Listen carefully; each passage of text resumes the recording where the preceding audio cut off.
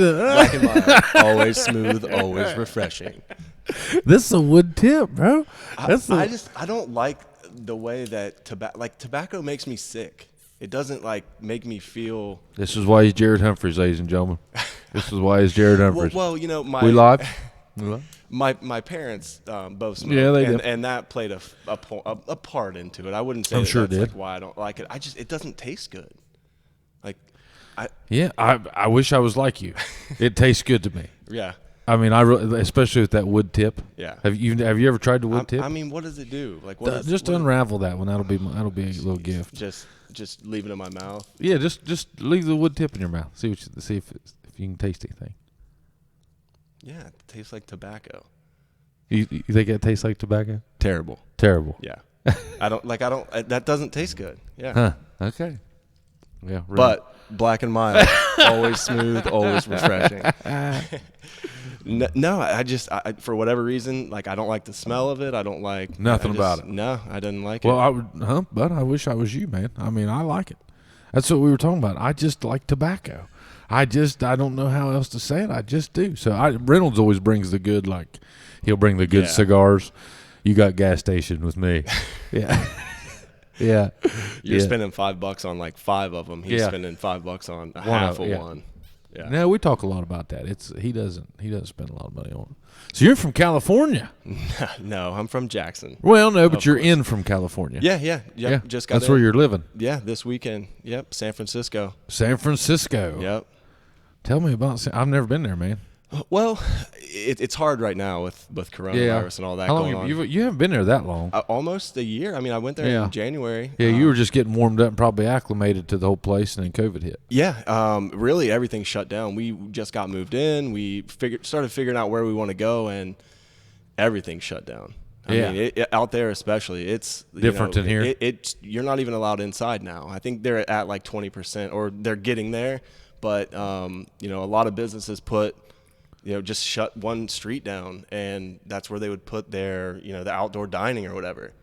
Oh. It's cool. Like where I live right now in the Haight area, they shut a whole street down. In the what area? The Haight-Ashbury. Haight-Ashbury. Yep, Haight-Ashbury. Just 2 streets. Okay. It's actually big hippie area from back in the day. Okay. But so a lot of the homeless people there are. They want to be like that. A lot of people live out of their car, have RVs. Weather cool, 24/7. I mean, it's like 70 degrees. It drops down when it gets cold, though. Really? Or I'm sorry, when it gets dark. It gets really chilly out. But you always want to leave with the jacket. When the sun goes down, it gets cool. Being in the bay. Move that thing right up there close to you, Hump. The mic? Yeah. Man, it feels like I'm eating this thing. I told you you're going to have to, you got to almost caress your lips right on the screen. How are you? Brought to you by. What is this? Black and mild. Black and mild. But so it's smooth. I've heard out west. I've been to Texas, but I haven't. That's as far west as, I went to Alaska, but I just, you kind of jump in a that's zone a little there. different. Yeah. But I've heard that it gets like super chilly at night. Yeah. But it's probably not like a moist. It's probably not like a moist chili, is it? Always smooth. Always smooth. No, it's dry, and that's the air is always dry. Like we went to Joshua Tree. It's down a little south of L.A. So how's that? What's there? I mean, it's a desert. It's just a desert. It's where like the Jim Morrison used to go. Yeah. I mean, it's like they always say, like, you take your psychedelics out there because it's nothing. It's rocks and a few of those trees. Yeah. We stayed in a little cabin there. I mean, we like to hike, so that's what we've really been doing throughout this whole pandemic. Yeah. I mean, where have we gone? We as in you and your woman. My girlfriend, Adria. Crater Lake. Where else did we go? I mean, tons. Yosemite, the Redwood Forest. It's awesome out there. And I had not known about this. I just thought, West Coast, L.A., that's how it's all going to be. Yeah. And it's not like that. I mean, it's rural. You get in those areas and you're driving through. It made me feel home. Like we took a 7-hour trip down there, and we're going through cornfields. Really? Yeah. I mean, we came back and tried to check out L.A., and so we did the highway. So you went 7 hours down? You're in the north part. San Francisco's north, right? Yep. So we went really through I don't know if they say it, heartland, but like the hills of California. to get down there, and then you come back, and then we came up the coast. Give me something to compare that to. Like, give me a movie or something that like that was filmed in like Central California. I mean, it's literally like Jackson. Really? Yeah, I mean, avocados 10 for $1. Like, really? You know what I mean? Yeah. It's crazy because then we got home and my girlfriend's like, I'm never paying $7 for 2 avocados again. Yeah. She's like, I can't do it. They just said 10 for $1. It doesn't make sense. 5 hours away, yeah, you're paying this much, and that's what it is. So San Francisco is 7 by 7. So 7 miles by 7 miles. So it's small, but it's just a lot of stuff right packed in. 7 miles by 7 miles is what San Francisco is. Yep. All hills. Really. Golden Gate. Yep. Golden Gate's awesome. I drive across it every day. Do you really? Yeah, well, when I'm in the office, yeah. Huh. It's amazing. And coming back into the cities, the better view, because you're basically coming from the mountains back in to the bay. It's a cool sight. So you fell in love with it. I can tell by talk. Yeah. I love, like, I don't even know how to explain. Like, there's just so much to do there. You could go hiking one day in the redwoods, or you could hang out at the bar. Or you can go surf game. Probably. How far away are you? It's cold, man. I dipped my toes in the ocean, and they're numb. It's like an ice bath. In San Francisco, in the whole Bay Area, right there. Bay Area. So it's cold water. So how far till you get into the heat, the hot? I honestly don't know. I think it's all cold all the way down. I don't think now the waves are a little more intense than on the East Coast. Yeah, but it's cold. Is the water clear? No, it's still dirty water. I mean, you can't get far enough out there to see. I'm telling you, I'm cold. not getting in there. It's that cold. Yeah. But no, it's the beaches are all like chilly because of the wind blowing through there. So you're wearing like pants and a shirt every time you're going out there, or even in the summer. Yeah, I mean, it's cold. It's chilly in the summer. Really? It's not that. I mean, it never really gets. Now this summer it was a little different. I don't know why they said this was a hotter summer, but I'd say probably 3 or 4 weekends of 80, 90 degrees. The rest, it's 70 degrees and lower. I would assume that was hot. I forgot your mic. I'm sorry. Yeah. I mean, I would just thought California hot, dry heat. Nope. Man, so you just love it. So you're just right in your element. You think this is final stop? Because no, you're a man of you've moved around a little bit. Yeah. No. So that's me and my girlfriend. We call it an adventure. Mm-hmm. She's like, well, I've never been to California. I've been there to play baseball. I've never actually traveled there to do anything other than go to the hotel, go to the field. You know. So we got out there and we loved it. It's different. I mean, there's a lot more to do. In the city, of course. I think no matter where you go, you're going to get that. Yeah. But no, I don't think it's our final. Well, it sounds like it's. Well, I mean, not to compare Ohio to California, but I mean, you drive 45 minutes outside of Columbus, you can be in rural area pretty quick, really. Yeah. Deep rural. I've never been out there, man. That's. I want to go. Yeah. I want to go bad. Yeah. Well, let me know. I know. We got a couch. You got a couch? Bring the whole family. I was going to say, Baby Pudge. We have about 800 square feet of the apartment, so. That's pretty good. That's not bad. 2 of you? Yeah. That's pretty good. And a dog. 2 of you and a dog? Well, coming from Columbus, we probably had a 2,500 square foot place, 2 bedroom, like on, 5th floor of this apartment building, and moving out there, they're like, oh, we want, double what you were paying, and you're going to get this shoebox, basically. Yeah. Is there a big difference? Oh, yeah. I mean, the first place we moved into was, I think, not even either 600 or 575 or 675 square feet. Wow. That's about what you're in right now. Yeah, I mean, if you cut that off right there. Wow. 1 bedroom. Yeah. I mean, so it's enough room though. Mm-hmm. Like that's the thing is like if you're going out and doing stuff, it's enough room. But when like in the pandemic, we're like, all right, my desk is right near your desk. You're in the bedroom. My desk's in the bedroom. Yeah. So which makes sense. I mean, it's really weird setup. It's like a house, so I can walk right outside and then walk in my front door because we're on the 3rd floor of this house. So we have the whole 3rd floor, which it's cool, but it's also at the same time you can hear everyone. But But it's what you're paying for. You're paying for that, right? Are you in town? Am I in San Francisco? Oh yeah. I mean, so it's not the actual downtown, but it's like kind of I wouldn't call it a suburb. It is in the city, but it's not the downtown part. If that makes sense. You could it's you walk residential. there? Yeah. Oh yeah. Yeah. Mile or hop a bike or whatever. Yeah, but you probably do that a lot, don't you? Yeah, the worst is hitting one of those hills, though, man. Yeah, especially getting. Is that where shape. the straight up and down ones are like that you see in movies with them jumping? Oh yeah, yeah, oh yeah. It's like Alcatraz. Where Alcatraz was Alcatraz there? Yeah. Is it? Yeah. You can probably see it. Can't you? It's so crazy. I thought it was going to be like so far away. Yeah, it's right in the middle of the bay, like it's right there. Not even a mile swim. I wouldn't even say. Yeah, but it's cold. That's why people don't make it. You keep stressing but that. So I get Sean that. Connery made it. He died today. Yeah, R.I.P. Yeah, I saw that. So it's kind of weird you're here, Sean Connery. I don't know how that ties, but just Alcatraz. But no, we took a tour of it. It's cool to see, but it really shocked me how close it was to the the inland part or whatever you call it.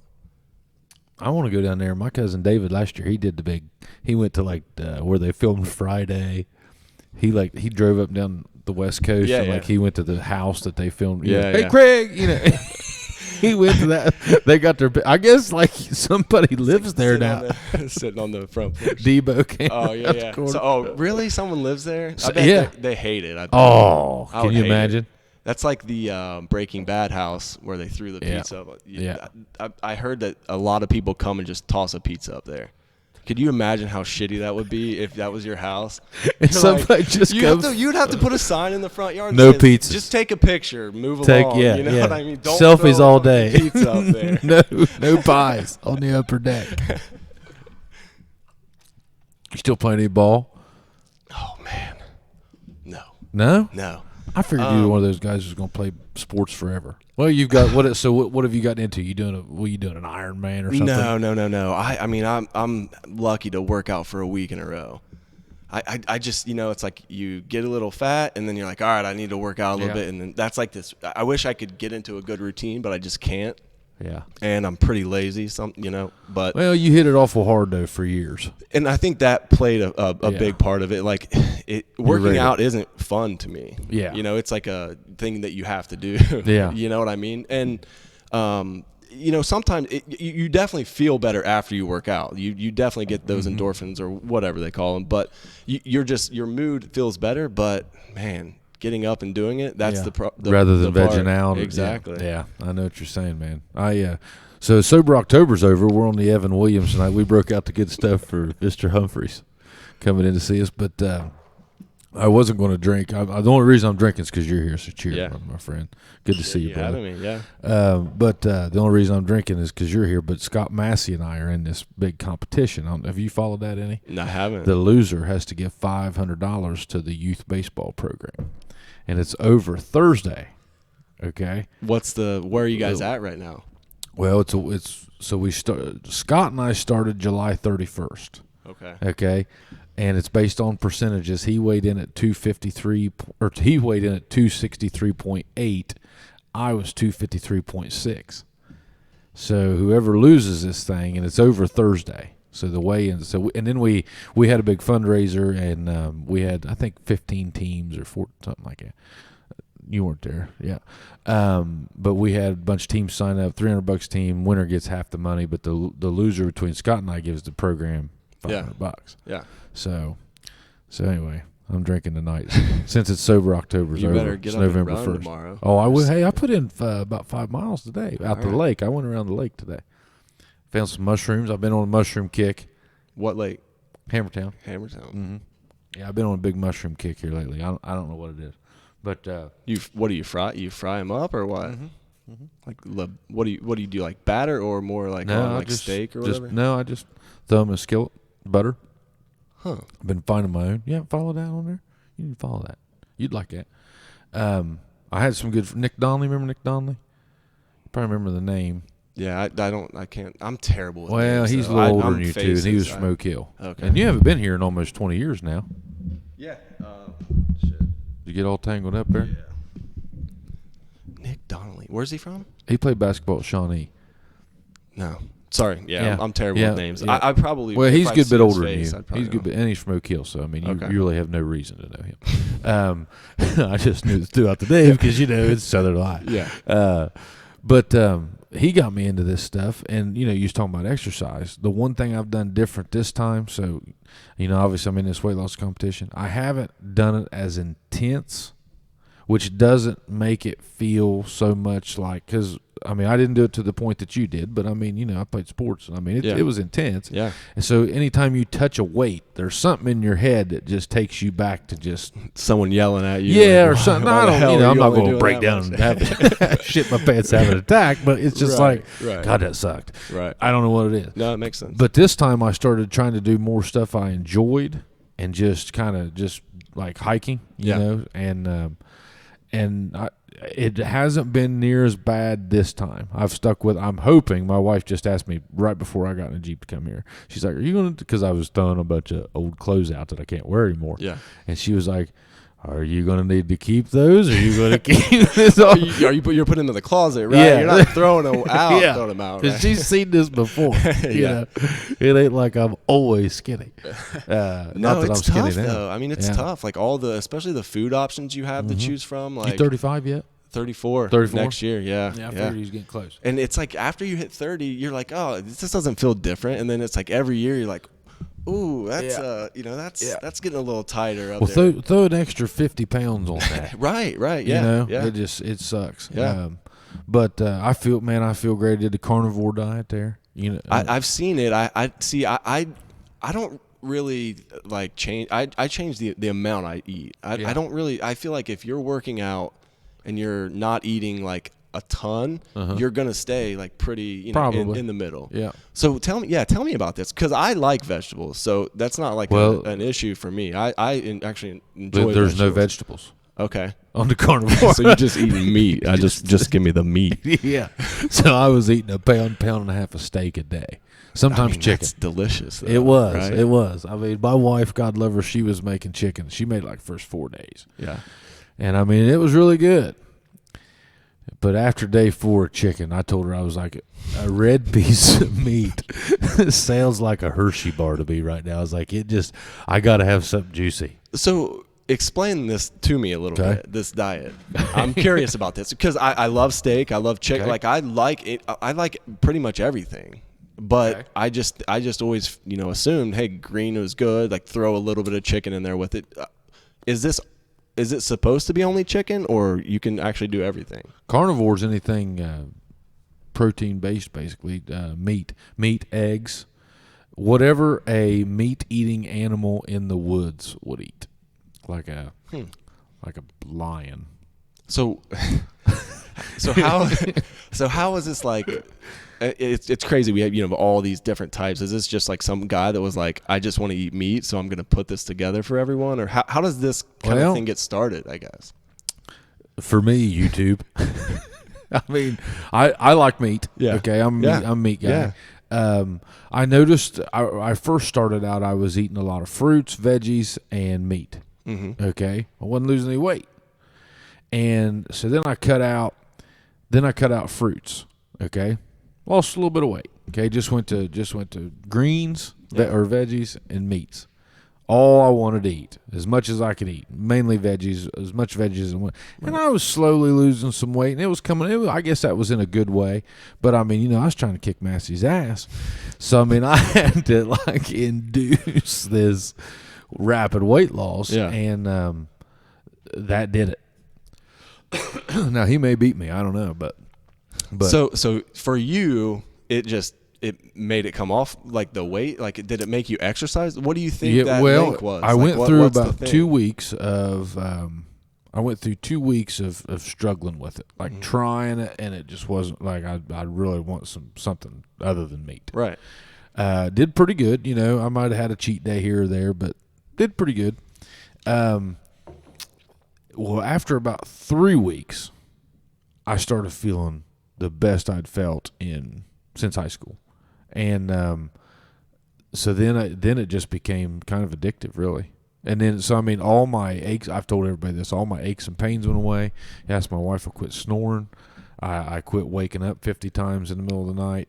not that I was that guy that was waking up to pee, right? But I had sleep apnea or something. I was just, she'd say I'd snore, I'd take a deep breath, and I'd just quit breathing and wake myself up. And I didn't know that, but I'd check my, they got these watches now. They read your sleep, and hell, I'd wake up 100 times a night. And so I was never getting a full night's rest. So I started getting a full night's sleep, plus my, everything was feeling good. And I was like, well, this is great. And after a while, I just kind of, like I said, now as soon as this thing's over, I don't know what's going to happen. Okay, I'm not going to sit here and say that I'm not going to get fat again. So you're on that diet still? No. Okay. I got it. My 8 weeks was up. They don't recommend you do it any longer than 30 days, and I did it almost 60. So he's coming for you. He's coming for you. Yeah, Massey has no chance. No chance. So that's interesting. His house is too big. But what do you think that that's the correlation that my girlfriend and I have conversations about? Or what diet? Like, how do you know what diet works for you? You know what I mean? Like, did you pick up your exercise in that time frame? Like, because I felt good. Like, right. So like, what is that thing that's like, okay, this is what makes you feel like peak or whatever, like or well, that was it, right? But do you think that because you ate meat, like you wanted to work out more? And I ate good meat, right? So is it the quality then? Like, well, you know what, I'm not so sure that it's not. So that's like to the conversation of like organic, like is that how you? Man, my neighbor he raised some grass-fed beef, and I had some of that, and it was delicious. Man, I'm a meat and potatoes guy. Okay? Yeah. So the fattier the beef, I'm cool. Yeah. And this, I never was a big fan of grass-fed. He's like, it's grass-fed beef. And I was like, oh, great. It's going to be like chewing on shoelaces, And it was the best beef I've ever. Dude, whenever my wife cooked that inside, and I think the first time she cooked it, she put it in like either stuffed peppers or something. I can't remember, or chili or something. Mm-hmm. Whatever. She cooked the meat first. It was a totally different smell in my house than and it just smelled good and like just clean. It smelled clean, and I don't know. I don't know. I could go on and on about it. I don't want to sound like that guy, but no. This is an interesting conversation because I feel like too much of the stuff that we eat is just like processed, and that I think that's what makes you feel shitty and like keeps you down. Well, I borderline. I've never told anybody this. I don't think on the camera. I don't think, but I went through last year, starting in about December through maybe February, March. Not so sure I wasn't having a midlife crisis, okay? But I was having I just got depressed. It never happened to me before in my life. You know me. You've known me since you were 5 years old. And, man, I've always been, wham, let's go. And I just wasn't that way anymore. And it was really bothering me. I was really down. And couldn't figure out what it was. And, during that time period, I don't know. I think a lot of guys go through this at some point. I hope you don't. But I've talked to some guys that have, and they always seem to relate. But I think I had a lot going on. I had a lot on my plate. Yeah.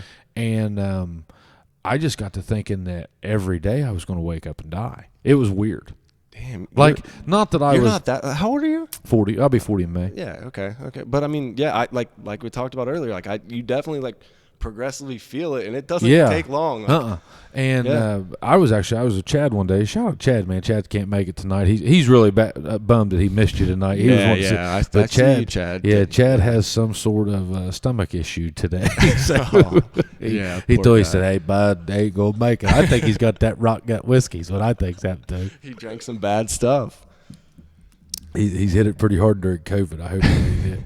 But so anyway, during that, I mean. So this turnaround that I've had has been great for me because it was I'm not so sure all that wasn't playing into, and I was probably in the I don't think I was the heaviest that I'd ever been, but I was the most out of shape, blubbery mess that I'd ever been.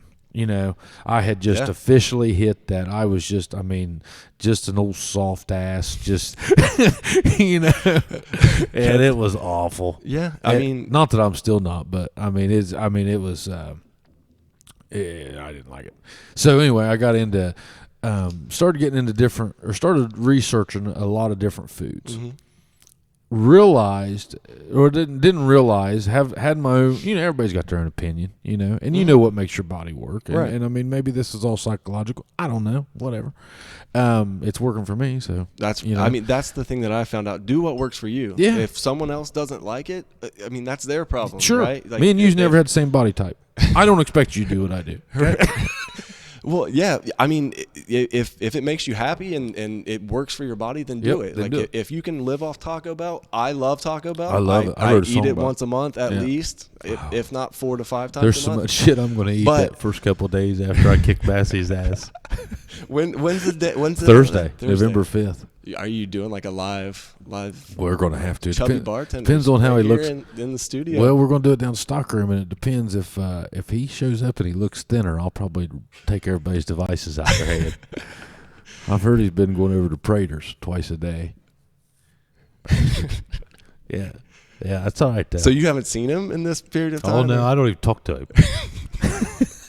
So it's like that serious. Oh yeah. There's no amount of money. This is pride. I want his pride in my pocket forever. This will be the second time I've beat him, if I beat him. So if he beats me, there's going to have to be another one. So you guys just have this circle going. Yeah, this was remember when Bo Kearns got skinny? Do you remember that when Bo got all anorexic? No. Yeah, this all started about 4 or 5 years ago in a group text, and Bo lost 100 pounds. I mean, he's kept awesome. it off. Yeah. So then I came in second, and Scott came in third. Kyle Hickey was in that, and he, So anyway, it was mainly. Bo beat us pretty bad, but it just turned really personal. So then you guys just started it up. All right. Yeah. So, and then this summer we were both putting on the, COVID was just brutal. Mm-hmm. And I was pretty active, in that quarantine. I was pretty active, but man, it was just, I was eating a lot. Yeah, that's it. If you're home, I feel like if I'm home, I got to grab something. I was eating good too, man. Yeah. And wife was cooking every night, just eating good. All kinds of steak. Oh, man. Well, pastas and just, I made a pie today. Yeah. Yes. Oh, right. It's like, banana nut bread. My girlfriend makes the best banana nut bread. I'm like, today? Yes. Yeah. Yep. Yeah. Why not? It was done that day. I don't even think it made know? it through that day. Yeah, I know how it goes. But are you working from home? So you're working from home too? No, I'm back in the office. Okay. We did, the secretary and I, whenever during first COVID, she would work on Mondays and Wednesdays and Fridays, and I would go in on Tuesdays and Thursdays. However, I was still working from home. Yeah. But we've got, it's back. Pretty much it's just back on to the normal. phone all the time. Yeah. Okay. Yeah. Well, see, it was hard for me because up until 2 weeks ago, I didn't have internet in my house. Wait, why? Couldn't get it. Just way out there. Not really. 4 miles from Walmart. Well, my parents live on Pattonsville, and it's terrible out there. Like the internet is slow. Where do they live at? Your sister messaged me yesterday about it. They wanted something to drive around the farm. I got a side by side. Oh yeah. Where are they living on Pattonsville? Way out I don't there. know. Oh yeah, around the first curve. I don't know, man. It's You come up over, I don't even know. You come up over a hill. There's like a big driveway right there. It's like a weird little intersection. You know whose house it used to be? No. Okay. No idea. All right. Well, I'll figure it out. Dave, Paula, send me a text. Yeah, I'll talk to. I'll talk to you. Your dad is hilarious. I'll get messenger calls from him. And Not even meaning like. No, he's made it too. Oh. Yeah. He's doing like audio chats. Oh man. And Hey, like, Pudge, what are you doing? Yeah.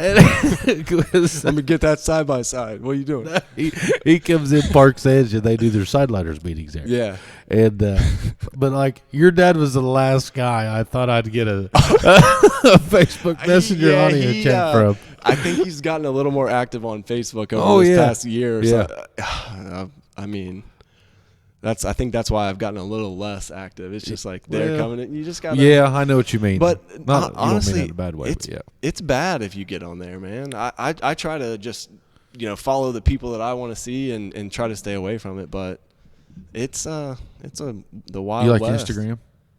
I just get on there and literally I don't even know that I follow. I either follow people I know or memes. Like, you know what I mean? Like that's all you're wanting out of it. And the ratio of that is just. Well, you're in like the tech capital of the world, though, dude. Yeah, but I mean, Isn't it amazing, like how I had this conversation the other day. You tell me what you think about this. We were talking. They said we had just a bang up night down at the bar, just a real good night. Okay, everybody's having fun, and you didn't see much interaction on social media. I made the comment. Tell me if I'm wrong. I said, "You show me a party that's fun, and I'll show you not very much social media." Yeah. For sure. Like we try to make it a point to like not be on our phones. If we're out of the house, like I'm on my phone to look up something or like, to take a picture of something. That's literally it. Do you entertain? I mean, obviously that's handy for like music, Spotify, podcast, or I mean, what do you listen to on yours? So I'm listening to literally Chubby Bartenders, Dan Le Batard's show, and Audible. Like I'm a big book guy. I love books. So in the car, so you can digest that here. I mean, I know that you can, but I'm like I have a hard time comprehending the book if I'm trying to multitask. So yes and no. For me, it's like you just want to get to the end of it, right? Like you just want to hear the end. So like if you pick you'll stop and listen to the parts you need to listen to is how I do it. But I mean, I could I don't even working out, like it helps me get away from it, right? So like we talked about, like working out is like in my mind it's like you have to do this to then play or something. So it's like that's not fun for me, you know.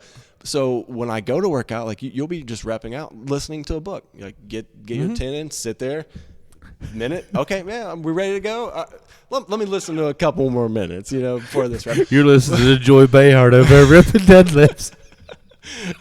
but seriously, like even in the car, I'll listen to that over music. I would too. I very rarely listen to music in the car. I do too. Yep. When's the last time you tuned on a radio? In my dad's car. Yeah, I never listen to radio. But you know what? I did the other day in my truck, and it was great. The voice on 97.7 or whatever, like that's how I know I'm home. Yeah, you know what I mean. Yeah. Like if you hear that guy, I don't even know who it is. Yeah, I've been hearing him since I was 4 or 5 years old. Like that's how I know. Okay, I'm back in Jackson. Like 97.7. You don't get back very often, though, dude. Yeah. This first trip back since you moved to California? So, yeah, well, I mean, it's a weird time. I definitely couldn't come. And now I'm like, well, I'm going to try to travel before the holidays get here. And it's my mom's birthday coming up. So happy birthday, Mom. Yep, happy birthday, Paul. But, I mean, it's especially now, it's expensive to fly from San Francisco to Columbus. Yeah. Yeah, I'm sure. How long is that? 4 hours, 5? It took about... It's really weird with the time change, right? I got up at 4 a.m. and I got picked up at the airport at 4 p.m. It's crazy. Yeah. So it's like, how long was I really flying? But it was 6 hours, 6.5 hours because I had a little bit of a layover, a 45 minute layover. I was actually in Minneapolis, I think. I actually don't even know. It was early. I just got off the plane. But when'd you get here? Friday night. Yep. Wish I'd known, man. I just happened to see something. I just saw your sister's there again. Facebook post. Yeah. I was like, shit. Hey, you home? I don't really like. I don't know if people know I'm here. Like that's great. I just want to hang out with my family. Sure. I don't know. I went golfing. Franklin Valley. Shout out Franklin. Your dad's got into golfing, hadn't he? Yeah. He. I don't think. I mean, obviously, COVID slowed everything down this year, but yeah, he loves golf, and we this is actually something really cool that we started. My dad and Sean and George, my two uncles, we started going to Myrtle, and once every year, and that's actually the last time I golfed was 2019. And last time I saw you, maybe not last time I saw you. I think we played in a golf tournament last time I saw you. Whenever we were at the bank. Yeah, that's about all I do whenever I come back here is golf. You golf out there? Yeah, out at Franklin with everyone. In California. I haven't. No, I actually been hurt, man. Like that's why whenever you ask me if I still play everything, like it's tough, man. Like I tore another ACL. I tore my ACL in college. I just tore another one last year and just got it repaired last year. And so, and I think I hurt my other, like I got done with that and I was like, oh, I can play. I can go, I'm an athlete. Like I can do this. Yeah. I think I hurt my knee again playing soccer right after I, just got back from one. So didn't you play soccer one time in high school? Like like, didn't you do something soccer? No, I mean, I love soccer. I know I you always do, yeah. would train, I in the summer with thought the you team. went and like played or like tried to do them both or something. I couldn't. Let's just put it that way. I wanted to. I would love to, but the schedules just didn't really. I mean, when you play a football game, you're out for a solid day or 2 days. A day or two. You're down. Especially like, I know running the ball a lot. You know, and it's crazy. I didn't ever think of this because. A lot of my friends when I got to college were like, yeah, we used to party after every. I'm like, party after? Like I was if I made it home like from like 3 block drive I had to drive. I was happy. I was tired. There's no way I could have done that. I can remember waking up on Saturday mornings and just your body physically hurt. Yeah. I mean, we typically try to go watch you guys down to Pee Wee Field on Saturday. We'd sit up in the press box. Yeah. And God, man. Yeah, it's brutal. I got really a picture. Is. I found this. I need to send this to you. I found a picture of it was you. Oh man, I'm having trouble with names. I don't know. If I had a little more information, I might know. Well, what this it was about. it was like our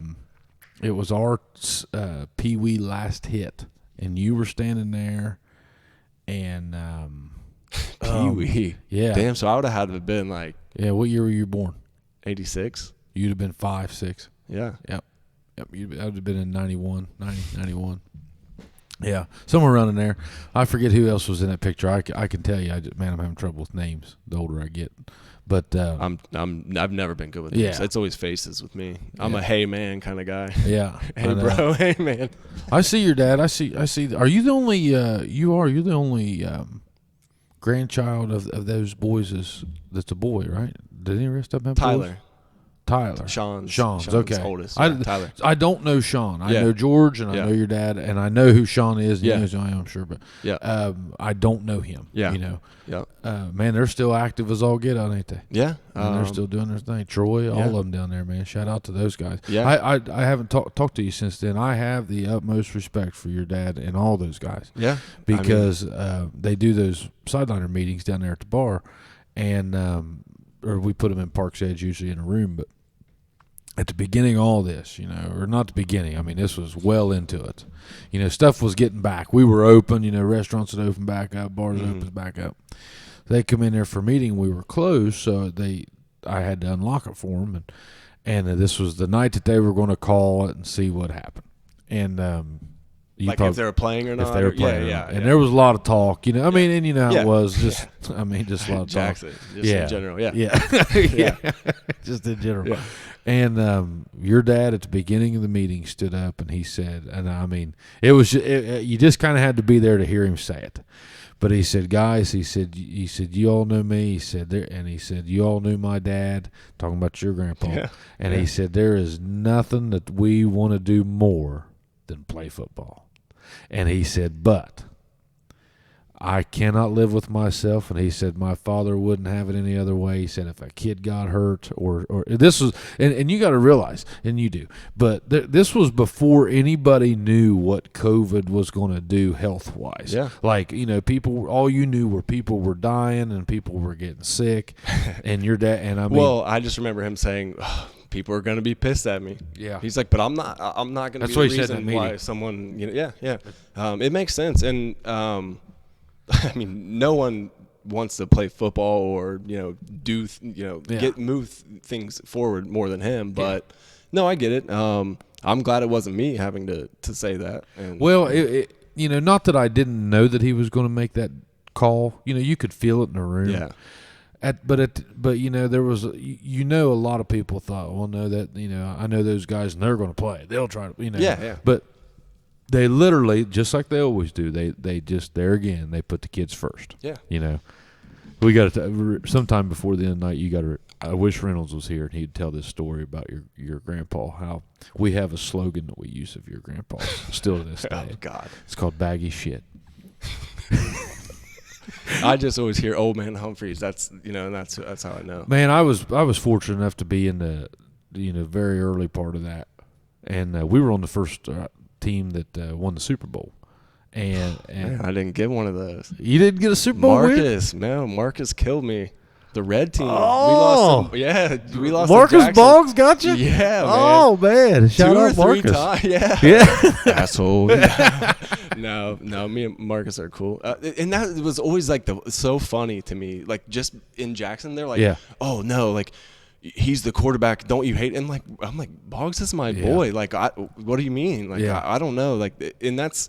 Was he older? No, he was younger. No, he's a year younger than me. And that was the thing about whenever my dad was like, "Oh, we're gonna cancel this," and I'm just like, in Jackson, you're gonna do that? I'm sure he called you.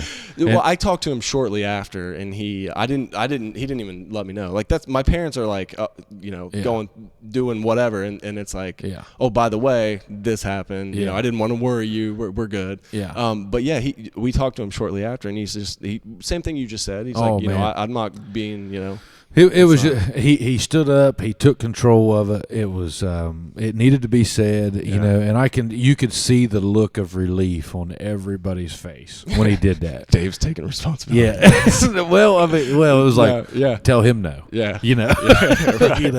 Right. I mean, those guys, man, they've always just held a special spot with me anyway. I know, I mean, I might not get to see them that much or or whatever, but I mean, they have been in my corner since I was 8 years old, and they're still in my corner. And I mean, and that's just the way. I don't know if there's a boy or a girl or a kid that came through the rank or the system that can't say that about that bunch. Any of them, man. I mean, they've really built up just a great thing. I mean, it's been great for our town. Everything about it's been great. Reynolds and I talk a lot about we're dads now, man. Hold on. I want to hear this. What was it? Baggy shit? Yeah, baggy shit. Yeah, don't get past that. Okay, all right. I got to hear this story. So, I was coaching down there, and your grandpa at the Pee-wee. I'd already went through. So I guess that's just what you do if you stick around Jackson. It's like you got to hold up your head. It was almost like getting drafted. You got to put your time in, right? If you're gonna have a kid down here, yeah. Well, no, this was right out of high school. Okay. So I'm partying on the weekends, coaching. There's always always that guy. I was that guy. That's sidebar. Like that's what I just think about, like hearing stories about my dad and George, and they're like telling me, oh yeah, this happened. And I'm like thinking, like, wait a minute, like what year was this? Like you were molding the. No, I'm kidding. But no, that's super interesting. So keep going. I gotta hear this. Okay, so I'm down there, and so I'm 19, 20 years old, and I'm getting there every night, 5 nights a week. We get through the first part of that year. I'll never. So since we're telling that story, I'll back up the whole thing. So I see your dad or your grandpa one day, and he goes, "Hey, Gillum, what are you doing?" And I said, "Nothing, but Coach, how you doing, man?" He goes, "Hey, what are you doing now?" He said, "You going to school?" And I was like, "No." I was like, "I'm working in coal mines." He goes, "You free in the evenings?" And I said, "Just recruiting." Yeah, I said, "Yeah." He said, "Hey, we'd love to have you down there, man. Come down there." I said, "Okay." I said, all right, I'll come back. I'll go do that. And so I go down there with Troy. You're living in Jackson. I'm living right? in Jackson, okay. yeah. I mean, hell, I'm still living at home, basically, at that point, working in the mine, shit, dream come true. Coaching in the basement, no rent, stacking all this money. Yeah, coaching Pee-wee football. So I go coaching, or I go down there and I'm coaching. We get through the beginning of the year, you would know more about this, but it was like it wasn't a tryout, but you go through like a time period where like they'd bring in the new kids. Yeah. And they get like maybe a week of themselves, then they divvy them out to the teams. So they was getting ready to divvy out these kids. You're like, no, I want this. So they're getting ready to divvy out these kids, and they give out the bag. Remember the red mesh bag you got with all your shit, all your shit. Your girdle. You had your girdle, your knee pads, your thigh pads, your hip pads, your shoulder pads. Chin strap, mouthpiece, helmet. You're ready to go home and assemble. From the memorial building. No, we did it from the building, from the little red hut down right there. Out there. Okay, that's where we did it from. Okay. And damn, they moved up to the memorial building. Yeah. Since So we're all outside. We're down at Eddie Jones, okay? Your grandpa, he's down there running shop, smoking cigarette after cigarette after cigarette. So he's like, "Hey, all you parents, need all you hear. down here, hey, and he's whistling. And he's just, I mean, no microphone, no nothing, no schedule meeting, no nothing. Everybody's down there, and he goes, I need everybody get lined up right here. Everybody get lined up. And he goes, all right, hey, guys, appreciate y'all coming down here. You know, hey, welcome to Jack, or, you know, something. Welcome, you know, this is the Pee Wee football. I don't think welcome was the word, but you know why you're here. Yeah, you know why you're here. He goes, hey, real quick before everybody gets any questions. He said, now your team. He said your kid. You know, we've put them on a team now, and he said from now on they'll go to that team's practice. And he says, so we gave you a nice bag, and it's got all little Johnny shit in it. And he said, so here's the deal. If little Johnny doesn't like what's going on in practice, and he's crying, and he's doing all this, and he doesn't want to come back anymore, he said, it's real cool. Or no, he said, it's real good. He said, you just get all little Johnny's shit, and you just baggy shit. And he said, you just, after you get all of his shit bagged up, you just bring it over there to that red building where you picked up that bag of shit. And he said, you just drop it back off. And he said, you're good this year. He said, we just ask you to bring the stuff back. He said, so just baggy shit if he doesn't want to be here, and bring it back. That's I literally can picture that in my head exactly what in the was. meeting. Yeah. Done. Oh my goodness! Make sure you True get your story. shit back in. Yeah, baggy shit. Baggy shit. Baggies. Oh, like man. not IES. Yeah. Bag. HE apostrophe S. Shit. Baggies. Well, Yeah. I tried to quit football once. Did you? Yeah. I did that once. My dad made me take my stuff to his house. To Grandpa's? Yeah, he did. Yeah. How'd that go? He didn't answer the door. Yeah, I figured. could see him sitting right This there. was He didn't before answer the door. your dad didn't text him and tell him Oh, he I'm was sure he coming. called him, and I'm sure he's like, "Hey, Jared, I had to walk up the. You know, I lived right at the top of the hill from my grandparents, Yeah, so yeah. I bagged my shit. I walked up there, and it was because That's so Sean. great. It was That's actually my uncle Sean was being a dick to me. Okay. I was in second grade, and I'm like, I'm not dealing with this. Like, I'm Yeah. gonna go play soccer. I like soccer. Yeah, I like you know? soccer. But no. And he wouldn't even answer the door. He didn't answer the door. I laid my stuff there, and my dad was like, "Did you talk to him?" Yeah. No. Yeah. Well, you didn't quit yet. So I showed up on Monday, you know, down in whatever, Eddie Jones. Yeah. Harding, ready to go. Yep. That's great. Yep. That's great. Man, your grandpa was a special guy, man. He really was. Yeah. He for sure. He was just rough, tough, dude. Just they don't make them like that. Yeah, and but the thing is, I don't think he ever. I was gonna say he wasn't ever out of line, but I literally seen him stand up for a kid and try to fight the coach of the other team when he was like. So I'm fighting a parent. He was old. Like he was at this point. He was like 70, you shouldn't be talking 80. shit like that. Yeah, you he know? didn't care. Yeah, Not one bit. no. Not one bit. No. He was a man. He was a Yeah. man. You know, he was a. You know, that name, that will be a name in Jackson forever. I mean, you've done a shit ton. I mean, you've done a lot. I mean, you're cool, but Yeah. you're not your grandpa. Well, but I mean, No, I get it. You get it, man. I mean, get it. and yeah, you get it, and that's a cool thing. You know that. I mean, Yeah. But yeah, but I was really proud of your dad because it was whenever he did that, I really was. I mean, I've always thought a lot of your dad, but. I mean that to do that during COVID, that took not that took anything, but I mean there was just a lot of pressure, and I mean it wasn't like that was what everybody else was doing. I mean, you know, we were kind of Jackson was kind of looked at to set the example, I think, and your dad did that. I mean, Well, I think that, and I don't want to get like I don't obviously want to do politics. That's Sure. not what I want to talk Yeah. about. But it's just like the thing of like, oh, this isn't real type of deal, kind of hitting, and.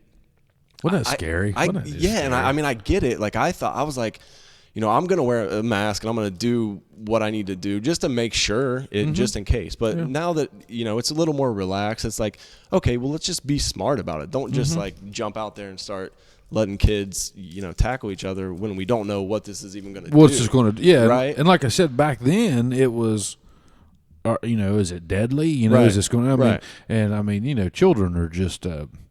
That's you get children involved and Yeah, I mean they're just going to Beliefs do go what to they the know side to do, and- yeah, right? Yeah, yeah. and it's I don't necessarily agree or disagree, but I probably would have done the same thing. I know I you mean, would've. there's definitely I know you would. you definitely have to weigh the pros and cons, but at the end of the day, like they're fifth graders, or second or third. Right. And they can learn this in third to seventh grade or We talk, that's what Chad and I, we talk a lot about that. We're dads now and we talk a lot about, and you and I can talk about this, but we talk a lot about how important, and there's nobody that could really give you a great perspective other than you. Yeah. But we talk about, is it important? Are sports as important, number one, as they used to be? Okay. Number two, is it important at that young age? And we always talk about it. It's no disrespect towards like that program. That's I mean, right, what that means right. to me and what that means to a lot of guys. So I think I'm going to surprise you with this. I think sports have become more important than being a chemist or being an astrophysicist. Okay. Like look at the 60s even, right? 50s, 60s. Mm-hmm. What were we trying to do? We were trying to be, we were trying to get to the moon. We were trying to that's what was at the forefront. Athletics was like a college thing. Right? Yeah. What I mean? I don't even know. They were probably around. They were probably but it around. was probably just like a sideshow thing. Because media they didn't have the outlets back in. So I don't know. Like we're not the best in math or in English or in science or in that. And not to say that we ever were, but we were up there. Like that's something that we wanted to do. Now we're like, how can I get the next LeBron James? Yeah. Or so I would say that sports are more important now than they used to be, even in like the 80s, even like the Cold War, Well, I don't ever take it even back that far. I'm talking back to whenever you and I were there, because we weren't that far apart. I mean, we were 6 years apart, but I mean, I'm saying like the importance, I guess I'm relaying that wrong. We're talking about, is it more important to not push your kid, but is it more important to expose your kid to a lot of sports? Okay, I see you. Rather than, and you're not a dad yet. Yeah. No disrespect. No. But like, do you, the mom, whenever you have a dad or whenever you have a kid, you'll see this. The mom spends her entire life trying to keep, especially a son, trying to keep that their baby boy. I don't have any daughters, but the mom spends all life trying to make that her baby boy forever. You spend from day one trying to get him ready to be a man. It's the damnedest.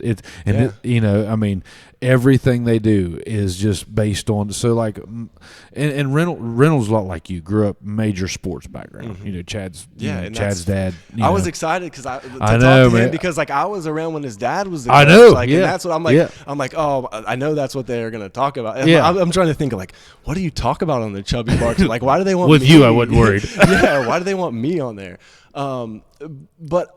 So my theory, and of course this is a theory, right? Because I'm not a dad. Yeah. So my thing is like, you try to just teach them how to be the best person they can be, right? And that's like where your thing is like, all right, is it good for them to play sports right now, or can they skip a year, right? It's like, or is that what you mean? Like, well, I look at the sports with Gibson as a tool. It's a piece of the pie. It's a tool. Mm-hmm. While you're there, I want you to learn this game. I want you to let's give this game the benefit of the doubt, let's not the benefit of the doubt. That's a bad word. Just be a teammate. Learn. How to be a teammate. I want you to learn how to be a teammate, and I want you. There's certain things. I don't care. I guess I don't care if my son's the great anything. Basketball, football, golf, tennis. I don't care.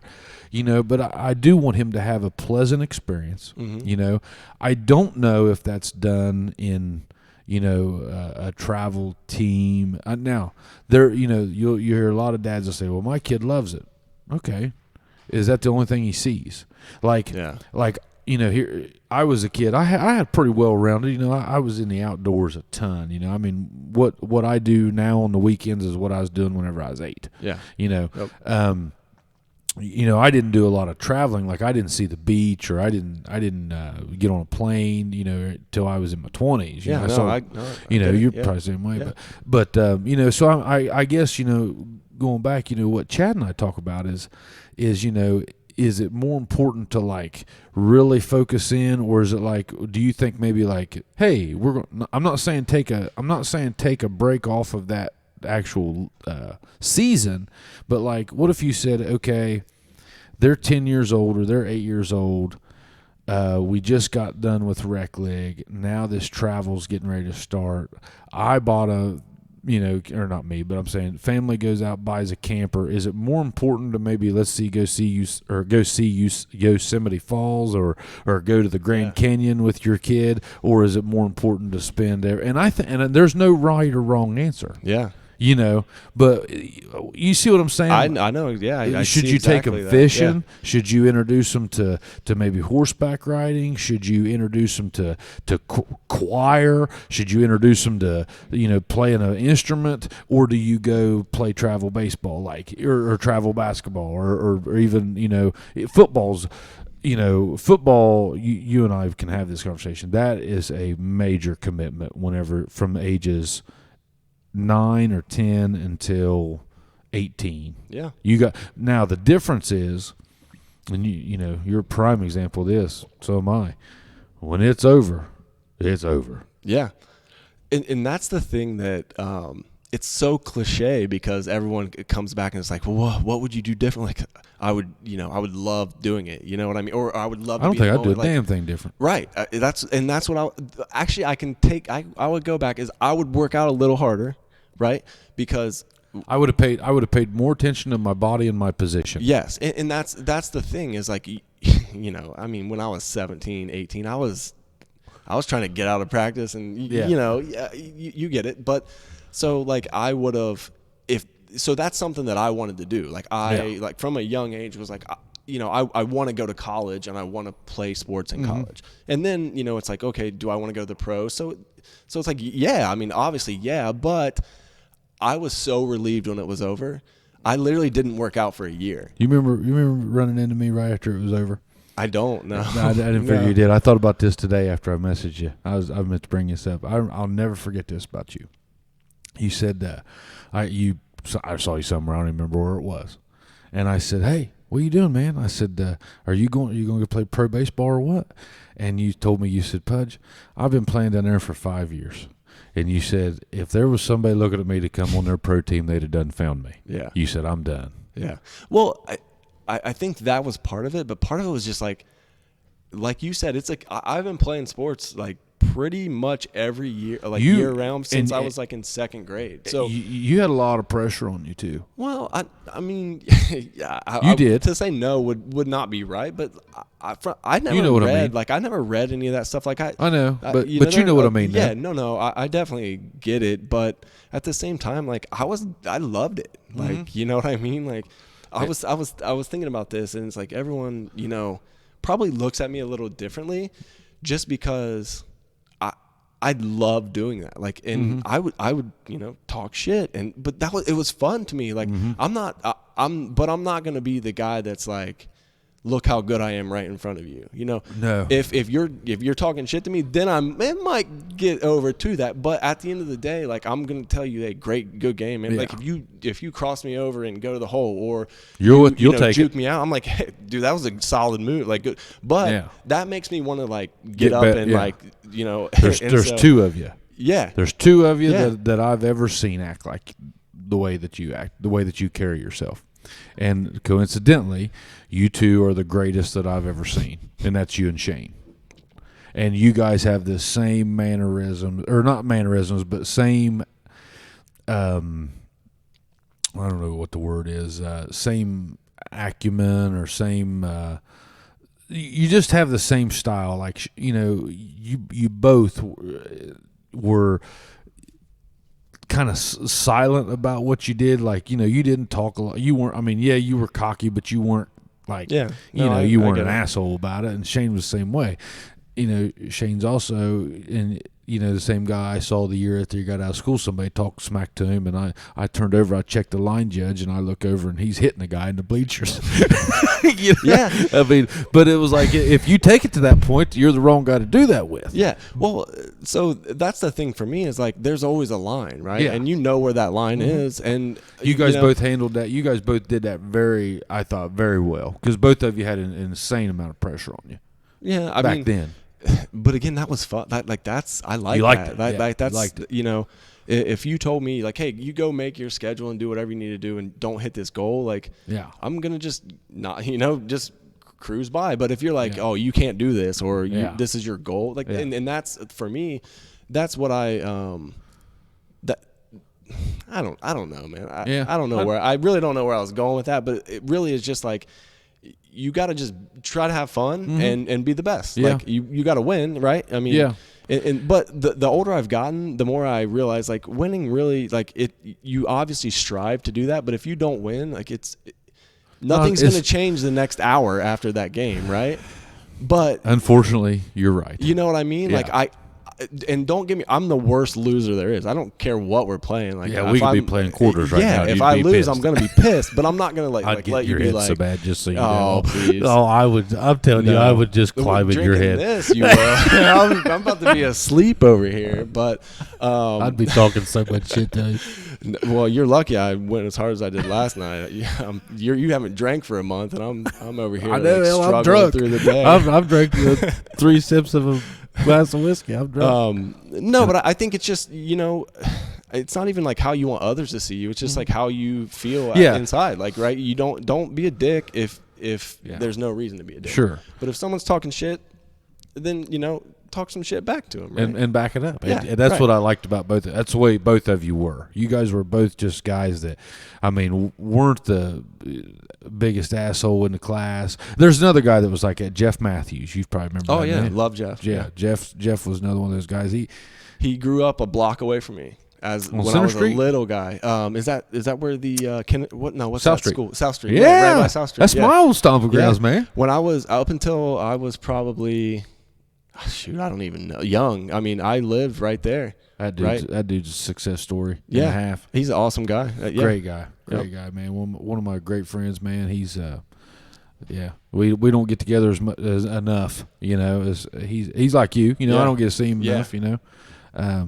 But yeah, Chad and I, we talk a lot about that. We're going through it's different, I'm not trying to be that guy on you, bud, but it is different whenever you have a kid. Yeah. I mean, there's a part of you that's still, that I don't want to say you're not living through them. You're trying to make decisions better than what you may have made them, and like sometimes that may come off as you're trying to live through your kid, but you're not. You're just trying to say, okay, damn it, okay, this is what I did right here, and okay, and I mean, your mind's working 24/7, and then it's just one of them things, you know. You can understand that. I think, this is always theory coming from me, because I'm like split. Like, I want a kid because I want to do that, but at the same time, like, I want to be able to go to Hawaii in January and book a trip. You know what I mean? Like, my girlfriend and I just go.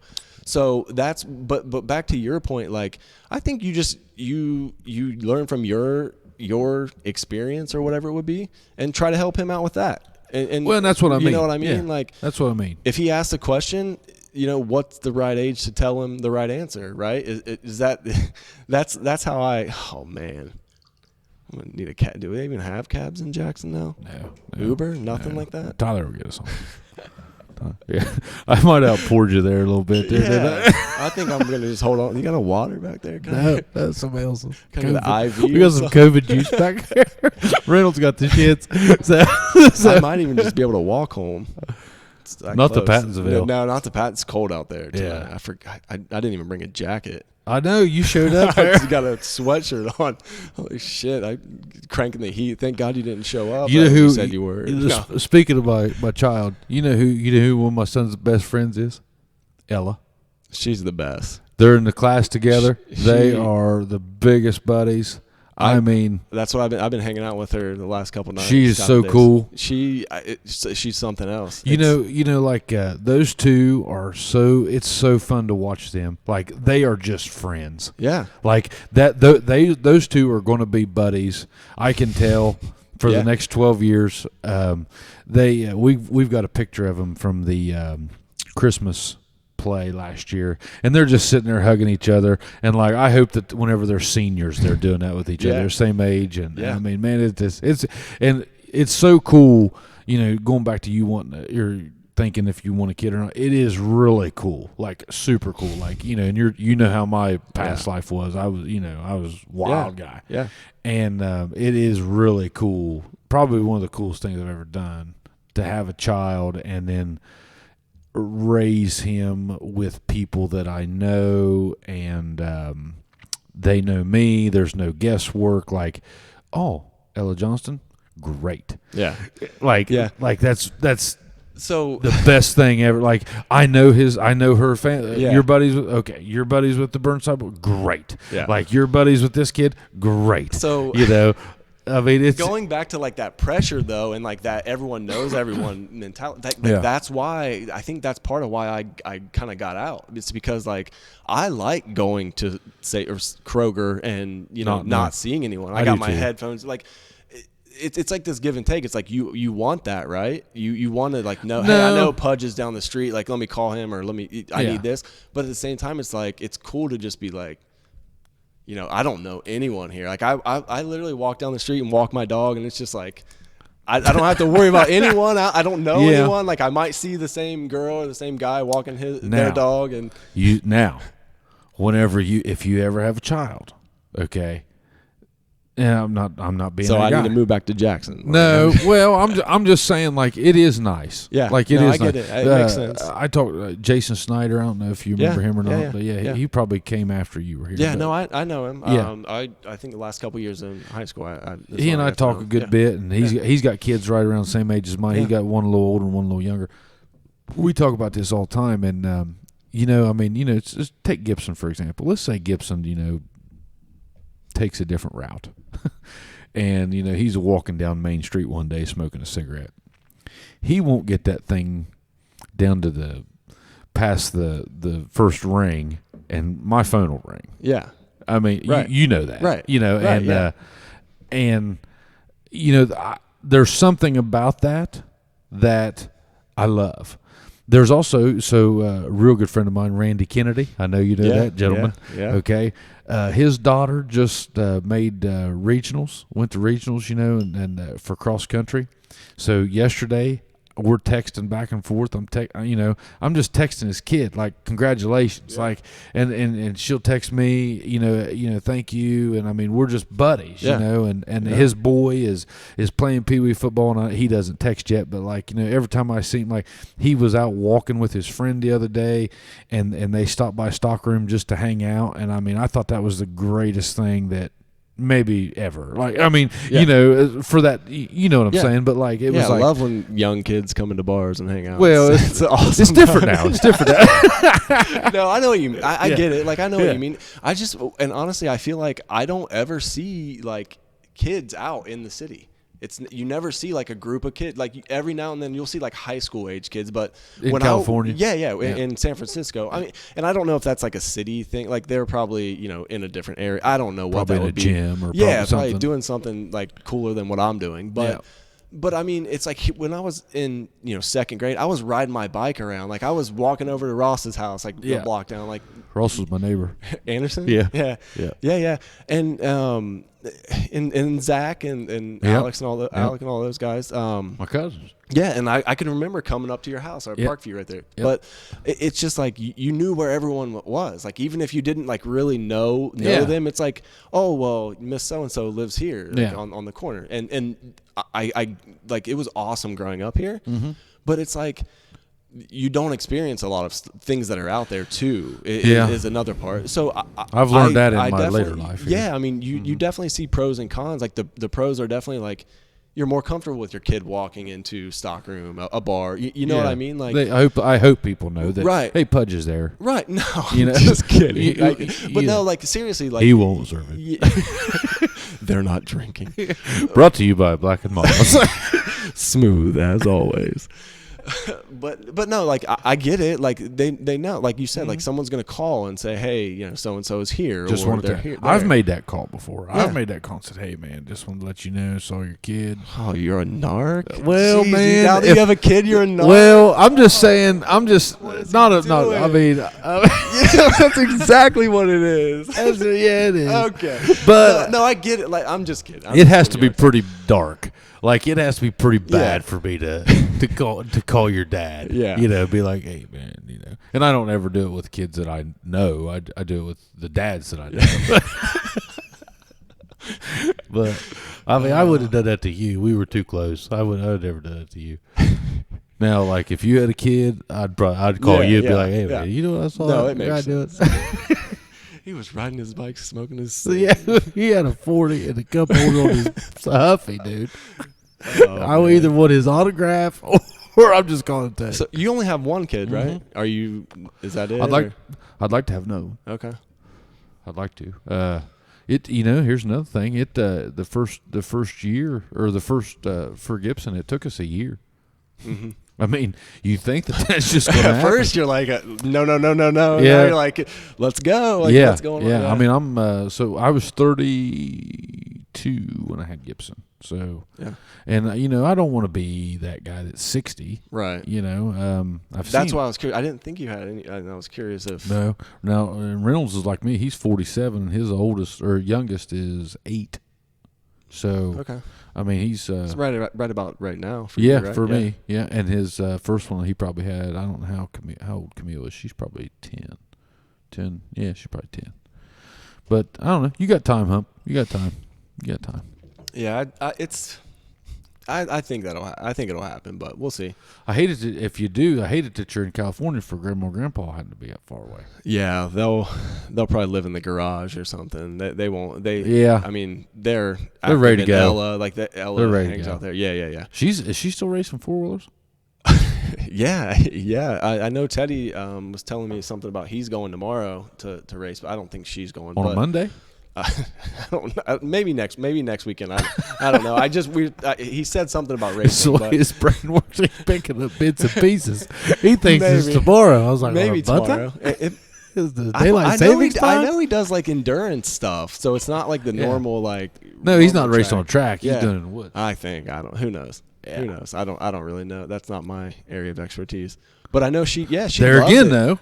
She loves it. You see what I'm saying? Like they're exactly. So Jessica marries a guy that totally out of the Humphreys box, right? I mean, I've flown over plenty of handlebars, but but I don't know. But you guys never raced motocross and all that. So she gets into that, never. and I mean, there again, they love it. Another experience. Yeah. Okay. Well, I think you just let them pick, right? I mean, you can't. Well, really or do you?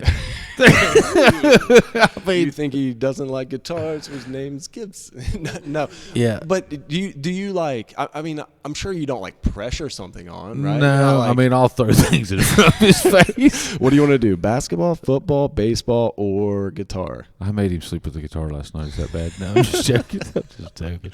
No, I mean, I think he's just going to pick up what you like, though, naturally, right? So at a certain age, I think, from what I'm seeing from. Like right now, he's into whatever Dad's into. Today he shot a BB gun today. Yeah. Like that. I went out this morning about half-ass squirrel hunting / mushroom hunting, and I had his BB gun there, and I was like, "You want to shoot your BB gun?" He was like, "Yeah, Daddy." So we got and shoot a BB gun. So and he knew that the only reason he wanted to do it is because he thought today I was going to kill some squirrels. Okay. No, you didn't see any squirrels. Well, I took Wooten with me. Is he a hunter or not a hunter? Okay, I'm not a hunter. He's in a pair of wind pants. He's making more noise than you can stand coming through the woods in these galoshes. Oh yeah, that we were talking. Yeah, yeah. I'm trying to get. I did this with Chad. So Chad grew up, on the sideline. Yeah. Okay. Doug grew up basically on the sideline, and still on the sideline. Yeah. With some of those guys, and you can relate to this, I'll say this about them. I've told them this. Just like Doug, he's never had a fall off since he was 8. A fall off. A fall season. Oh yeah, okay. I'm like, where's he falling from? Yeah. He tripped all the time, or what? Like he doesn't. No, but he has been in football. Yeah. Every fall for 38 years, somewhere around there. I mean, yeah. And now that you're out there hiking and you're seeing, like, not that you didn't see that here, but like, you're seeing, now that you're out of it. Yeah. Okay. Yeah. And you're seeing this different because there's a page in there. It happened for me at graduation. You went on and you played college. Okay. And sooner or later that page turns. Right? Now I need to go hunt some shit. Well, no, you don't have to hunt, but I'm just saying, like, I get it. Yeah, no, I definitely understand. Different life, and and I've always felt kind of not, I love Doug Wooten, like he's my brother, man, like that's my dude. But he's never had, like, and I tell him this all the time, like, hey man, one of these days whenever you retire, I got you for the first year. Like, I'm going to show you some stuff, because man, he's been so involved with like athletics, and I'm not saying there's anything wrong with that. I'm just saying, like, that's all he's been involved in. Right. And I have a lot of friends like that. And I I'm not that guy. Yeah. And I'm not saying that there's anything wrong with that. I wish that I could show them, like, hey man, here's a deer. Like, and that's it's funny, because the first thing you asked me is like, what are you playing now? And it's like, I don't really watch sports that much. I mean, I don't really like watching sports. I love playing sports. Yeah. I never did. But like watching it, like maybe like if it's a playoff game, or if there's a lot State, of tension. Michigan, yeah. Something like that. But I'm trying tell to you figure out what trail I can yesterday. go. Oh, I mean, I had a bunch of the boys out, and so I watched it. But I wasn't, and they're like, well, make sure I get the seat that faces the TV. I'm like, I'm gonna be not facing the TV. I don't need to see it. Like I'll see what happens. But that's not to say I don't love sports, because you do. If they make it to the playoffs, that's when I'm gonna be more invested, right? And like be like, okay, but it's just not like, I don't like watching someone else do it. I love me to go out there and do it. I know. I totally get it, man. Yeah. I totally get it. So I've been trying to get Doug out, and this is a different year. Yeah. So they had 6 games, 7 games, 8 games, whatever they had. Would they have 8? Whatever. I actually did watch the last playoff game though. Wasn't that cool? Yeah. That was cool. I mean, wasn't that free? So you were the. I remember I went. I sat on the visitor side. Your first home game in the new stadium. You were there. Yeah. I went to that one. Yeah. That was fun. That was fun. Definitely a different experience up there than back at the old one. Yeah. The old one's more intimate. That felt like Friday Night Lights down there. Up at it didn't feel. I don't know. It didn't feel like Jackson football. It didn't feel great in the beginning, did it? Yeah, but it felt good. But then when you hear the roar of that many more people in the stands, like it was pretty sick. And it's cool. Like, that's a pretty big deal. Like, that's a pretty sick stadium. Like, and it's in where? Jackson? Yeah. Like, people always like where they're like, where are you from? I'm like, Jackson, and then they'll like look it up, and then they'll see the stadium. They're like, what is it? Like, I'm like, that was where I played football. Did you tell them that was the house that Humphreys built? Did you tell that? That's my house. Yeah. No, but seriously. Do you you're like, yeah, I christened that bitch. But seriously, though, it's like, now looking back, and it's like, some of these high schools are playing with in front of like 1,500, or I don't even know the numbers, but like 500 people, and it's like, oh, that's just not normal. That's I kind of equate it to like Friday Night Lights. Oh, they're like, tell me about your hometown. I'm like, it's awesome. Like, my senior year, you know what movie came out? What's Varsity Blues. That did it really? So Jay was like Tweeter, and I was Billy Bob. So you know what this is called? The new touchdown dance, or what? Something like that. She's 10. But man, yeah. I mean, it's been good to me. I mean, honestly, man, people say that, and I am the epitome of the guy. If it wasn't for the era that I grew up in, and what it was, and me being the nickname Pudge, I wouldn't probably do anything with my life. But I don't know. You're a pretty outgoing guy. I don't think. I mean, your name could have been like. But I'm outgoing because I think because of that. Yeah. I mean, that was like just sports, like football. Is that like confidence? Or man, what? Those guys, and I owe a lot to like the guys that were older than me. They were not that I'm a success story or anything, but I'm just saying, like, I mean, I wasn't nothing, and those guys just always treated me really good, like Philip O'Neill and Shannon Smith and Cubby Curtis. And it's so crazy that I know those names. That's a long time ago. It's like and Tommy Curtis and Craig Cusick and Shane, and I mean, they were my friends, like, and I've had lots of friends since then, but those are my friends. Yeah. Like, I don't see those guys, but sometimes never, But whenever you see him, it's just like nothing changed. Like, hey, what's going on? Like, yeah. I haven't seen you in what, years, 7, 8 years till I don't even know, till an hour ago or whatever. And I mean, you feel any different? I mean, here we are, and here we are, cheers bottle. it up, But you know what I'm saying? I mean, it's just different, man. It's just, I mean. So there's a lot of pluses to it. So I can't contradict myself and say that it doesn't do anything for you, because it does. No, I mean, it's like, what are you looking for though, right? I mean, is it that community, or is it like that adventure? That's how I've always looked at it. Like when I come back here, like I know pretty much, and it's gotten a little different, but like I'll at least pick out someone that I know, or that I've seen or whatever, but. Yeah, you're still not going to go to Kroger's and not see anybody. Right. But at the same time, it's like, is that, I don't know. There's just so much more. Like, don't let that be a bad stigma, though. Right. No. I 100% agree. Like, I love being back, and it's like, I like I said, turning on the radio and hearing that guy's voice, like that's, WKKJ, whatever it is. But it's also whatever. What's WKKJ? Is that something, right? That's got to be something. What is 97.7? That's, I think it's WKOV. I don't know. I need you to look that up. I think I'm right on this. I think I'm right. Is this? I hope I'm right. W anyway. What? KKJ? Oh, damn it. I don't know what What was I even talking about? Well, you were saying like coming home. Yeah. Nah, 94.3, yeah. Yeah, well, he was at Columbus for a while. He's splitting the difference. Yeah, same thing. But, like sometimes guys get that, they'll take that as a bad thing, like knowing everybody.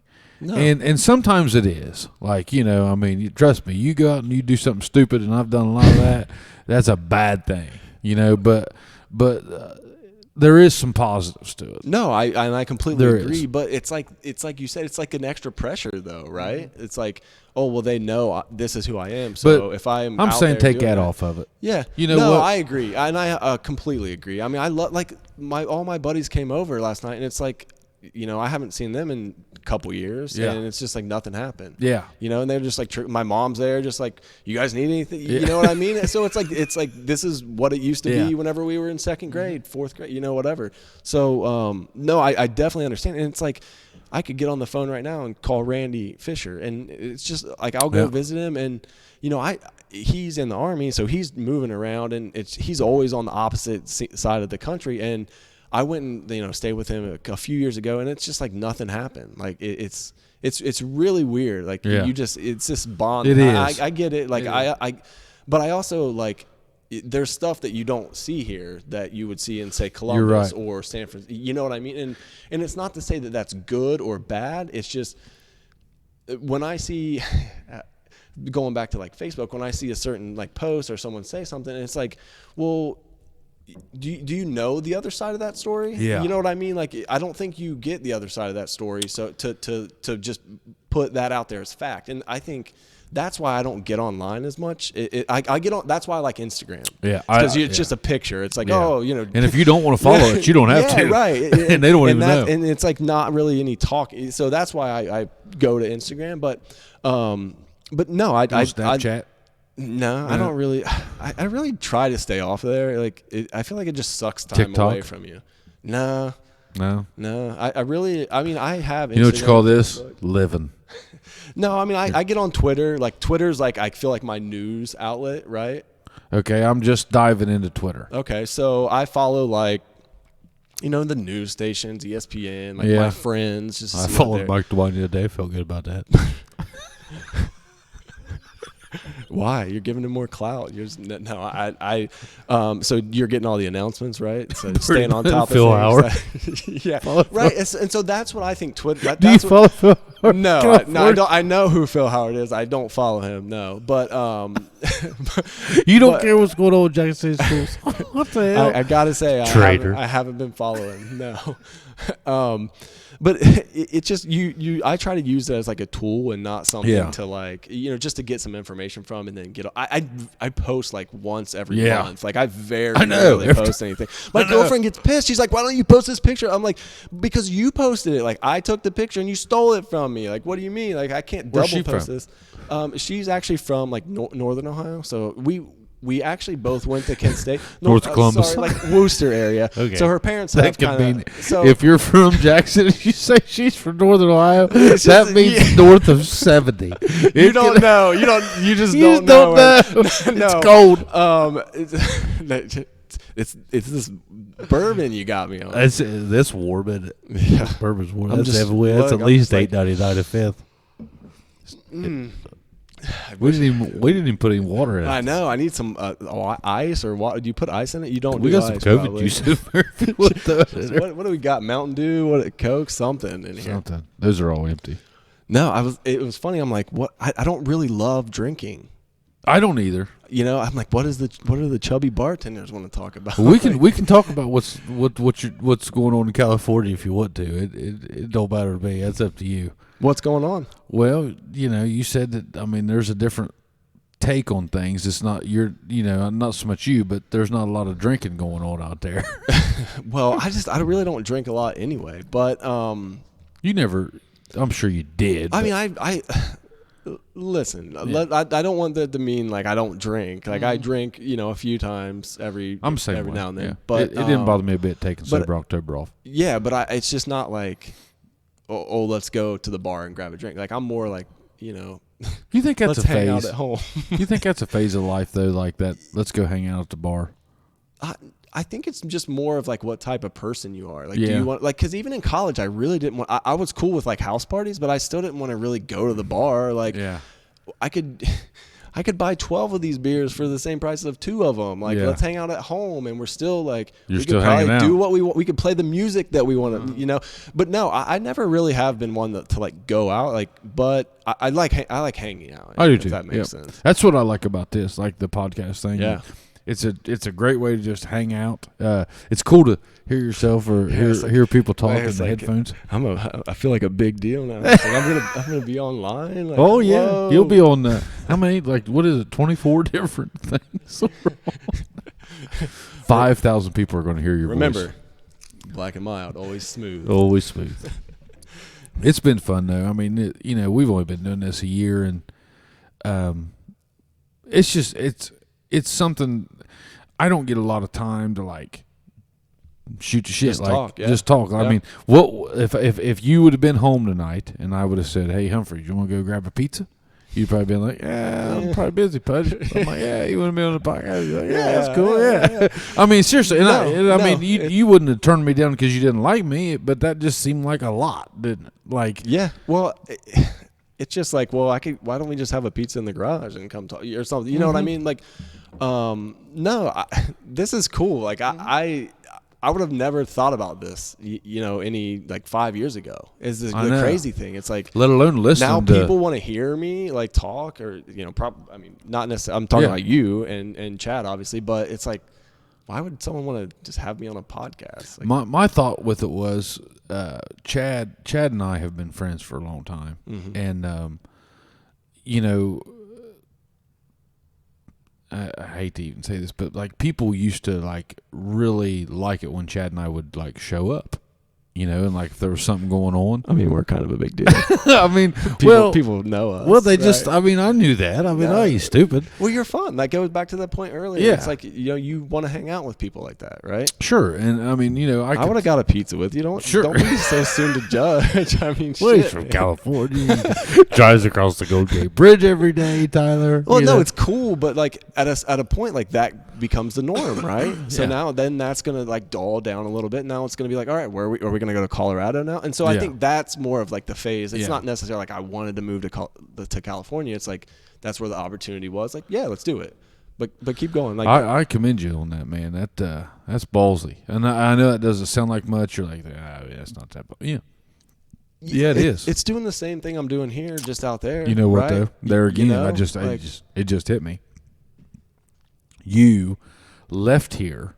You did. I mean, you left at 18. You left. Why? Because of sports. Yeah.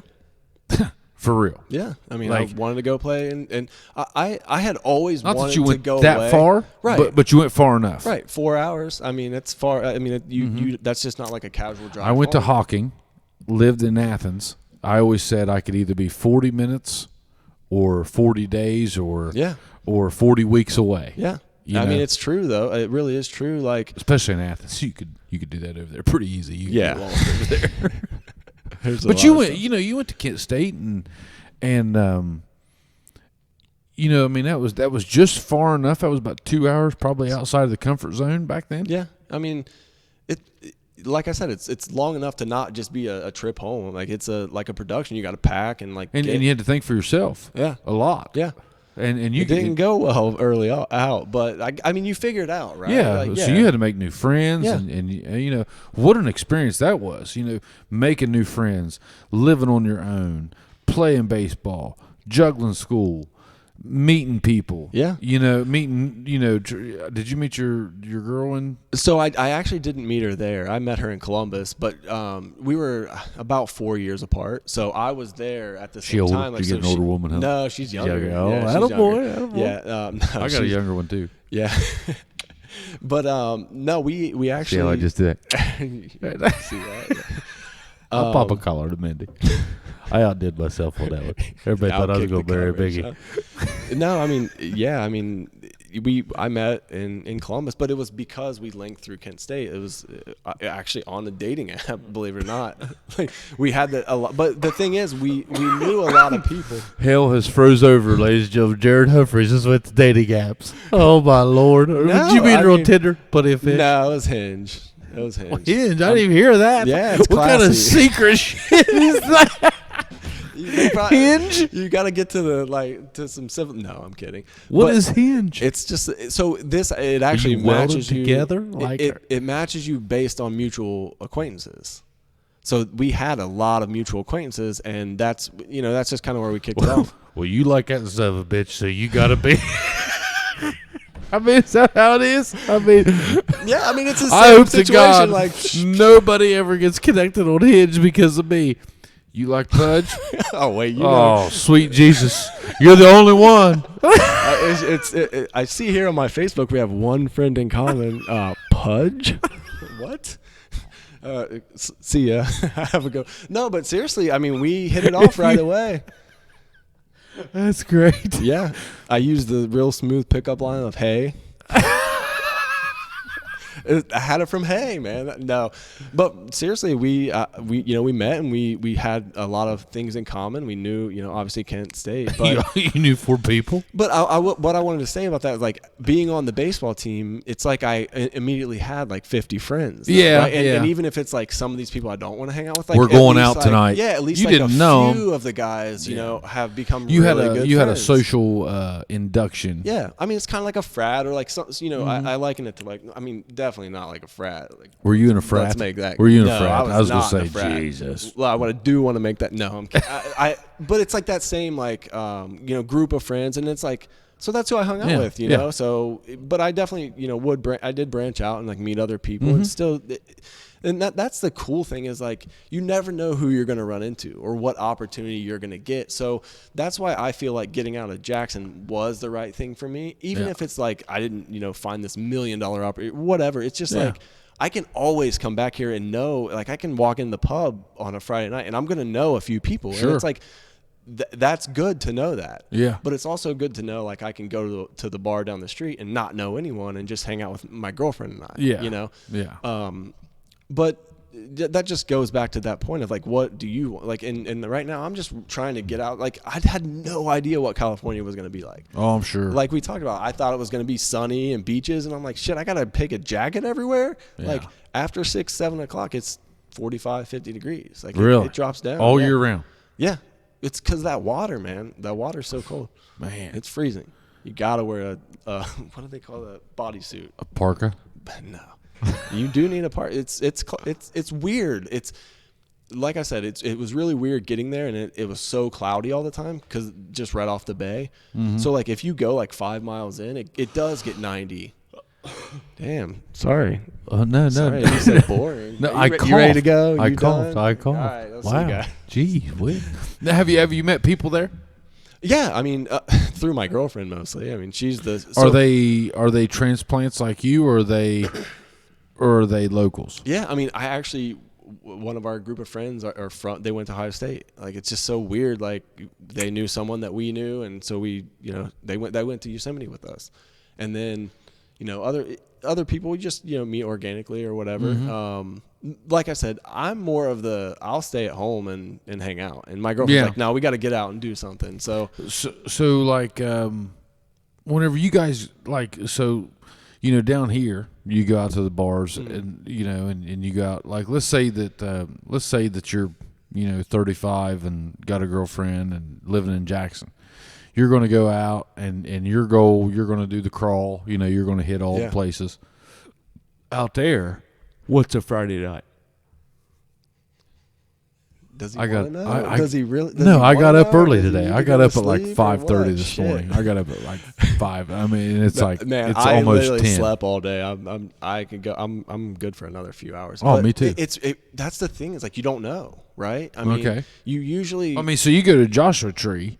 I mean, what are you expecting whenever you go to Joshua Tree? I'm expecting we have this drive, we've got this place to stay, and these are the attractions we want to see. There's attractions there. It's not you can't call it an open desert. Well, but it is just a desert with some rocks. So it's cool. Like, long story short, the volcanic rocks came up, so it's like little mountain ranges of that, but there's really nothing there. It's like you camp. Yeah. All right. But you just like camp out. So that's what we're more of, like, just exploring, I guess is what it is. So we went to a local bar there, like we ate the local what they're gonna do. So it's just, where's Joshua Tree then compared to? So it's south. It's right actually close to LA. Okay. It's a few hours will be east of LA. So it would be like if you were on what's the street in LA? What's the street? Rodeo Drive. It'd be like if you went from. They have a few streets. Yeah, well, but I'm saying, like, so it'd be like if you were like on Rodeo Drive and you were like, let's go to Hammertown. Probably a little bit longer. But same experience. Yeah. No. Small town. It's a desert. It's a desert. Damn it. But that's the thing is, like, we didn't know what to expect. Honestly, we thought that it was going to be like, because when you go to Yellowstone, when you go to all these national parks, there's like tons of trails, right? Yeah. In Joshua Tree, it's wide open. It's just wide open desert. Like, they have these little, they call them, I don't even know if they call them attractions, but it's like right off the road, you park and then you can just walk out there. And it's just like these huge boulders and the Joshua Tree. Could you tell that there were people going out there, like, take a trip? So when we first got there, we drove in and we're like, okay, it's still pretty early, because we stayed halfway there on the way down. So we drove like 3 or 4 hours and then drove 3 or 4 hours the next morning and got there at like noon or just before noon. Okay. So we just like didn't go to our place right away. So we went straight to the park. Okay. And so we go out there and this couple didn't have clothes on top of one of these boulders. Like, no clothes. No clothes. And I mean, you just didn't I don't know if they're mescaline or anything, but was there any bushes? But no, it was like I said, the top of these boulders. He didn't get it, did he? Any bushes? Yeah. No. Said they were naked. No, they're naked. Bushes. Nope. Nothing. No, I didn't see that close, but I get it. Shit. I didn't get it. I honestly didn't hear what you said. It's so loud. Say it. Yeah, the headphones are so loud. We were talking to this. Anyway, bushes. Just cut that up, right? Just cut that up. But no, I was like, we weren't walking that way. I just happened to like look, and this chick's naked right there, and this guy standing right beside her. I'm like, all right, Adria, do you see that? Look at that. And she turns around, and she obviously didn't see anything. So she's like, you're making that up. Naked. So I'm like assuming they're doing like mescaline or, what's something. Mescaline? I think it's like a hallucinogen, right? I think it's like a hardcore like hallucinogen. Hallucinogen. I've never done those. That's not me. I'm not there. I'm not going to say that I wouldn't. Man, you got to try it, like, or maybe you know what I mean. Like, I don't think it's bad to try it in the right circumstance, but I'm cool with anything that comes out of the ground. Yeah, I agree. I'm cool with anything.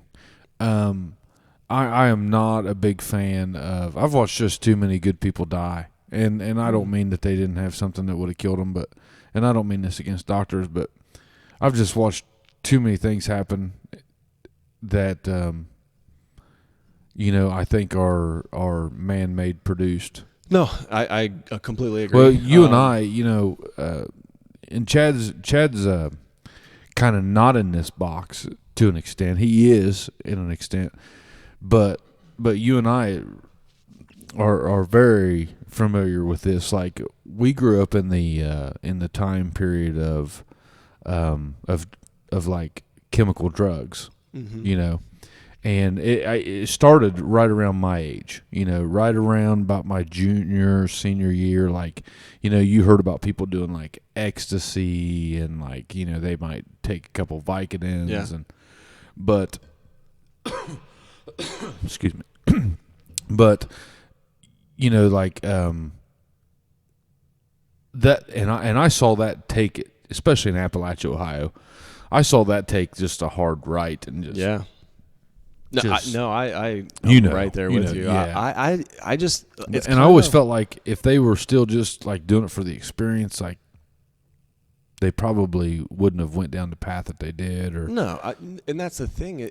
It's like a physical addiction. I feel like you have to have it. You right? have to, and I just I mean, I don't know.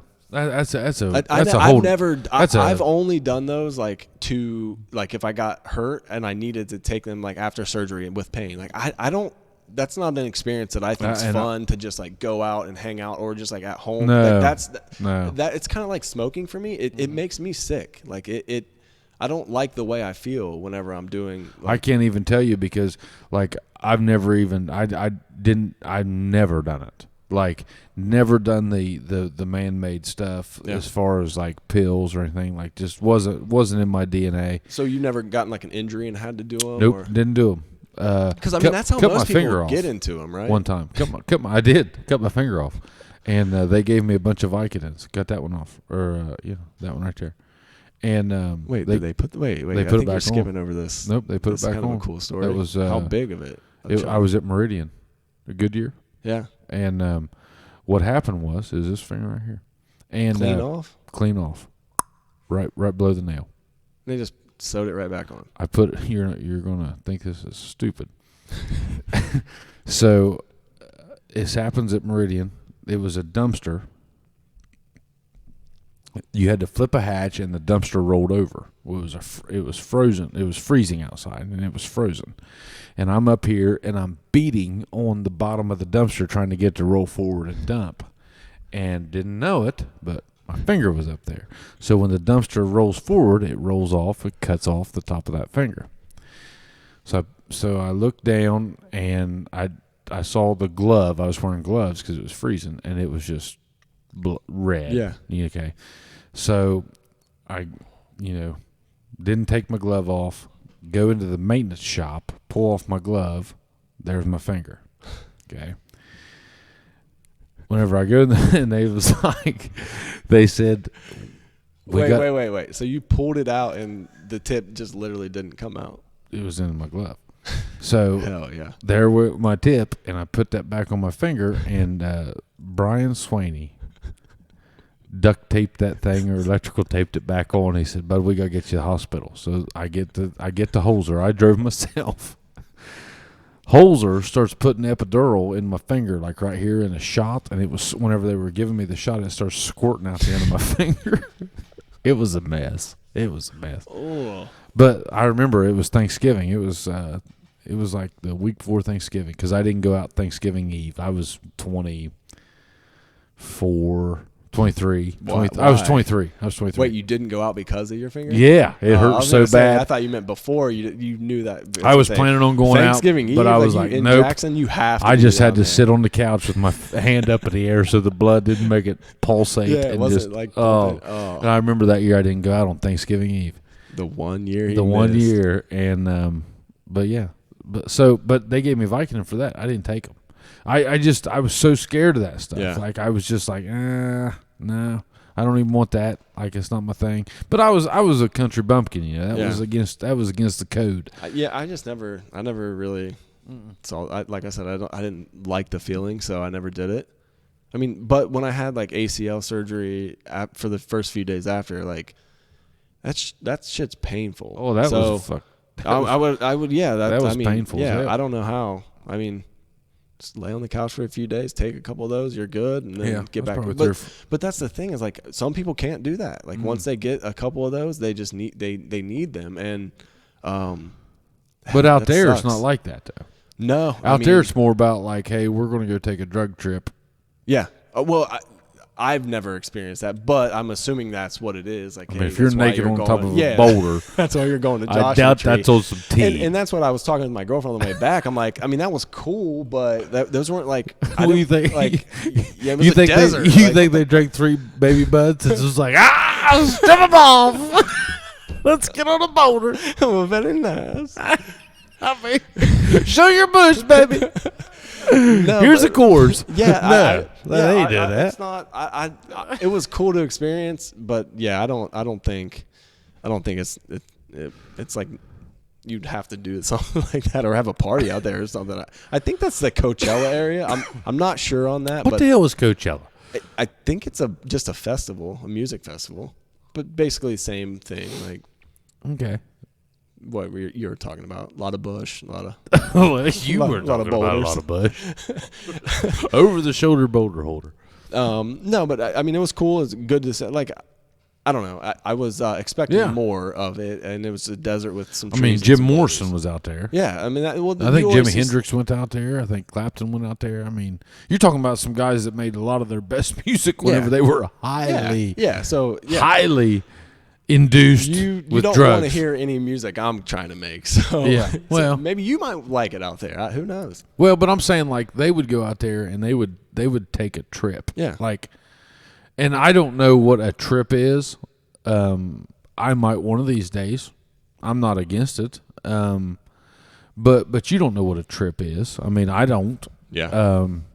There's guys that know a lot about a trip. I just don't. I don't know much about it.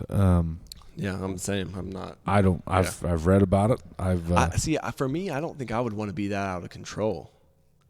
I don't. You know what I mean? Like, I wouldn't want to be. I'm assuming you're just like not knowing what's going. I guess. I don't know. Yeah. I don't know. Yeah. I really don't know. You know. I don't know how that is. I think a lot of people relate that stuff to how it made you feel in maybe high school whenever like you were first getting introduced to like a lot of stuff like even tobacco or drinking and you just feel like and you always remember your first one and like you were always just even the first time you got drunk and I mean right. And you lose everything right and I think the older you get I think your brain can handle it a little bit better if you go at it the right way especially about that stuff that comes out of the ground Now, that other stuff we were talking about, like the man-made produced stuff, like, man, I've just seen that just wreck people. Yeah, that's exactly how I feel as well. Yeah, it scares me. Yeah, I'm sure. And, well, I mean, even alcohol, though, to, like, some extent is, like... I've done some of the dumbest shit in my life on alcohol. I think it's all just, like, how, the circumstance, what you're doing, if you're, Yeah. My near-death experiences always involve alcohol. Right. You feel a little... you feel that courage, right? Yeah. So, but no, I mean, I don't like it anymore. I mean, I like having a beer with my buddy, but or having a drink with my buddy, but as far as like getting like completely just annihilated, I don't like that. No, I agree. It's I think it's just it's a social thing, right? It's for whatever reason you're just more inclined to have a better time when you're drinking a beer, or right. And I mean, there's still those times where you're like, I should not have drank that much. Like, why did I drink that much? But it was just because you're having a good time. And the effect the next day. Yeah. Dude, that's so bad. I'm telling you, I didn't get off the couch all day. I went out and jumped in the leaves for about 10 minutes how many did you with drink? Ella. How many did you drink? I mean, we went golfing at 11, so, I mean, 15, 12. 20, Yeah. you know? Not even that. What would have been a lot, 10 years ago, not even that. And that's just getting old, man. Dude, it hurts. It does. It's horrible. Yeah. I hate it. Like, I hate it. Whenever Nate Steinbrück was on the show, you said you I listened saw to it. Yeah, I saw it. We sat downstairs and just got drunk that night. I saw it. I know. I listened to it. The next day, I felt like I literally felt like I had my ass kicked by something other than a man. I mean, it was awful. I mean, there's no worse day than when you're hungover. You ever seen your dad drunk? I've never seen your dad drunk. Very few times. Very, very few times. I don't know. He doesn't. He's not I a want huge to, drinker. but I don't. I mean, he's happier. He's a little happier. I bet it's the he same is. guy. I mean, it's the same guy. I'm sure it is. I don't feel like he ever really lets it get to that point, though. Yeah. He's thinks more of himself than that. Well, he's I don't know. I think he just never really been a big drinker either. I think that just is kind of I was down to. I was. I'm not now. I used to be. Anymore. It just hurts. I just don't like it. Well, and you have other shit to do. Too, right. I mean, that's each day means something. Yeah, right. Whenever you're 20, it's like what am I gonna do today? Yeah. I mean, you guys do anything? No. You guys. All right, come over and bring a 12-pack or whatever. But I mean, you're just trying to, and that's the thing for us is like we're trying to see more. Like in COVID, it's actually been really cool being out there because we literally for probably 2 months there, right at the beginning, we were hitting different national parks every weekend. How many miles you do at a time? Right around 10. I mean, sometimes it's a little did more. 5 today. Thought I was legit. No. I mean, a normal like if we're just driving somewhere, that's what we'll do. We'll do like 5 or 6 and then head home. But like if we're going like Yosemite or like the bigger places, then we'll go like 10, 12. But we actually went to Tahoe and there was a bear in our tent, like pressing into our tent. That shit's scary. Like in our we're asleep. Was it a grizzly or a black? I don't know. You didn't get out. No, we did.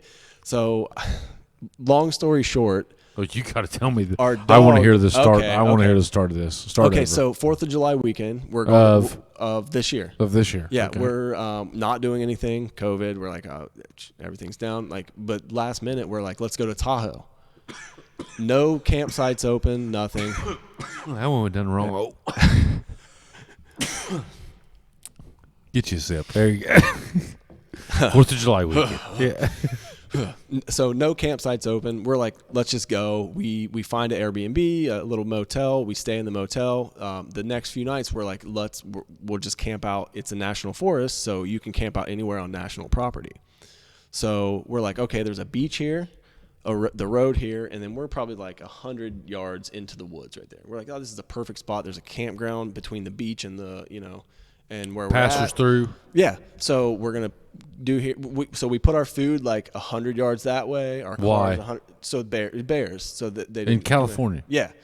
So like we made a triangle of like 100 yards each way. Huh? Bears are? Yeah. Yeah. Bears are that big in California? Yeah. Yeah. So grizzlies? I think it's. I don't know. It's the ones that are scared whenever you run toward them. That's all I know. Oh, those are black. Okay, black bears. They're black bears then. Okay. So we No do this racial whole thing, but we had our dog with us. Okay. So dog sleeping, girlfriend sleeping there, Adria. I'm sleeping on the other side. Okay. She's like, we're by bears. I'm like, whatever. I'm tired. I'm going to sleep. So I pass out, and she wakes me up. In the tent. Yeah, in the tent. Little 2-person tent. Like, not a big guy. Our dog's right by the door though. So she wakes me up and it's like, look, and I'm like, this is literally, I remember this. I turn over and say, that's a fucking bear. All I see, and the moon is bright, like full. It's a full moon. Okay. So all I see Tent's is closed. Tent's closed on the side of the tent, which is a 2-person tent, so not very big, 6 feet, 7 feet wide. Right? For me to you. Right. This silhouette of a bear's head right here. And then all of a sudden it starts like sniffing through the tent, like pushing into the tent, sniffing the dog. So I'm like, what do I do? You know, we had a hammer at the bottom that we nailed for the stakes tent in. pegs. Yeah. So I, get up. My girlfriend's like, there's a hammer down there. I grab it, and I'm like, she's like, hammer. I'm like, all right, grab the hammer. Like, I'm going to really fucking do something with Jared this bear. Humphreys on YouTube beating a bear Right? to death with the hammer. So it like runs away when I sit Viral. up though. And so what I think runs away it whenever it runs into the bushes, like you hear it run into the bushes. Just sounds like a truck. Yeah, just like right, like all this like rustling. So I opened it up a little bit, grab our shoes, put them inside. I'm like, here. So I got this. I'm like, grab the dog. Like, don't let him move because if he starts like doing sneaker whatever, beating. yeah, would have been worse if you would have got beat to death with a sneaker. I mean, take your bear card and give it to somebody else. So the reason I did that is because I saw the bear on the top of the ridge, like probably 15 feet away, just standing up. And I think what happened was the baby bear came up to us and the mama bear was back there. So we grabbed our shit and ran to the car, went and got a hotel. Paid way too much. Tore down your tent? No, hell no. Left that thing there. Left all kinds of shit there. I'm not fucking around with that at night. Sorry about that. If that's you're not good. allowed. No, but I mean, it's like midnight. Like, so I'm like, you're going to Motel 8. Like we stayed there. Like our adrenaline's like rushing. Like, all right, what should we wait and go back? And we're like, no. Like we've got our clothes are in the car. Like all of our stuff. Had enough to live. Yeah, like for a night. We just had our camping stuff really out there. So we're like, all right, let's go. And we went back the next morning at like 5, 6, and you just see the kind of shit just slung everywhere. I think the dog just brought him in. Dude, scary though. Waking That's up, legit scary. You wake up to a bear outside of your tent. I've never had that. Not fun. Yeah, I mean, I've been around coyotes and but I know a bear like pawing at my tent. They actually have coyotes in the park right next to us. Really? Buena Vista Park. Yep, block away from where I live. Coyotes live there. Everywhere. Yeah, just I mean at night. So the park part of it, like where people go and hang out, is like a little hill. At night, I'll walk my dog right there, and you'll see coyotes up at the top because it's like a hill, and then there's trails like up into this little park. This California just keeps getting more interesting, dude. I'm telling you, I in my mind I thought L.A. surfer, like that's how I thought it was all. It's nothing like that. Nothing like that. I know. Whenever I landed in Seattle, I was thinking West Coast, just nothing like that. All right, guys, we got to go. He's getting tired. No, well, I mean, I told you I've been up since 5:30, and it's 10. I mean, I've been at it for a solid, however long that is. How long? 17 hours. 10? We've been going at it for a minute. Yeah, you're all right. Yeah, we got at least smoke a cigar. You get till you finish that whiskey. Yeah. No, I'm gonna give you some of it. That's not going anywhere. Here, pour me half of it in here. That'll wake me up. I said half, huh? Jesus. See how he does? See how he does this? This is why he wins games. I'm good. But I would have never thought that about California. I would love to go out there and experience that. I became friends with the guy that was the lead singer for Hinder. Okay. Remember Lips of an Angel? Yeah. Oh, okay. Yeah. So he's like a little bit younger than me, like a few months younger than me. And he was talking about playing at what's the big club in L.A. That everybody plays? Oh, you know what it is. Oh, the big one in L.A.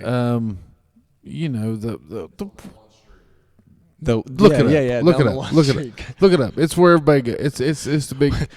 Just please Google where everyone plays the big one. Yeah, you know what it is. Okay, so a big one. Yeah, but I mean, he was out there for a while, and he's just telling me this, just California lifestyle, and it just seems like the wildest thing on the planet.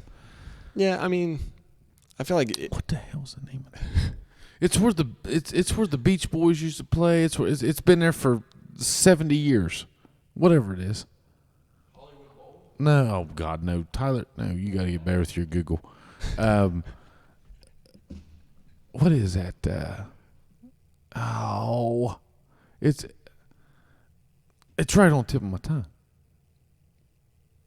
The big club. The Beatles has even played there. I mean, everybody's played there. It's right there. Probably on Rodeo. Yeah. Right. Yeah. Tyler will get this. But I just had this whole different and then I've had some buddies go out there and they just everybody's beautiful and Yeah, but is that really beautiful though? You got all the the plastic surgery. Is that is that what it is? Do you see a lot of that? No, not really. That's more the LA life, that LA style. San Francisco is way different. It's tech, so it's hoodies and do you feel that presence, the tech presence? Yeah. Oh yeah. You do feel it? Yeah. It's definitely more.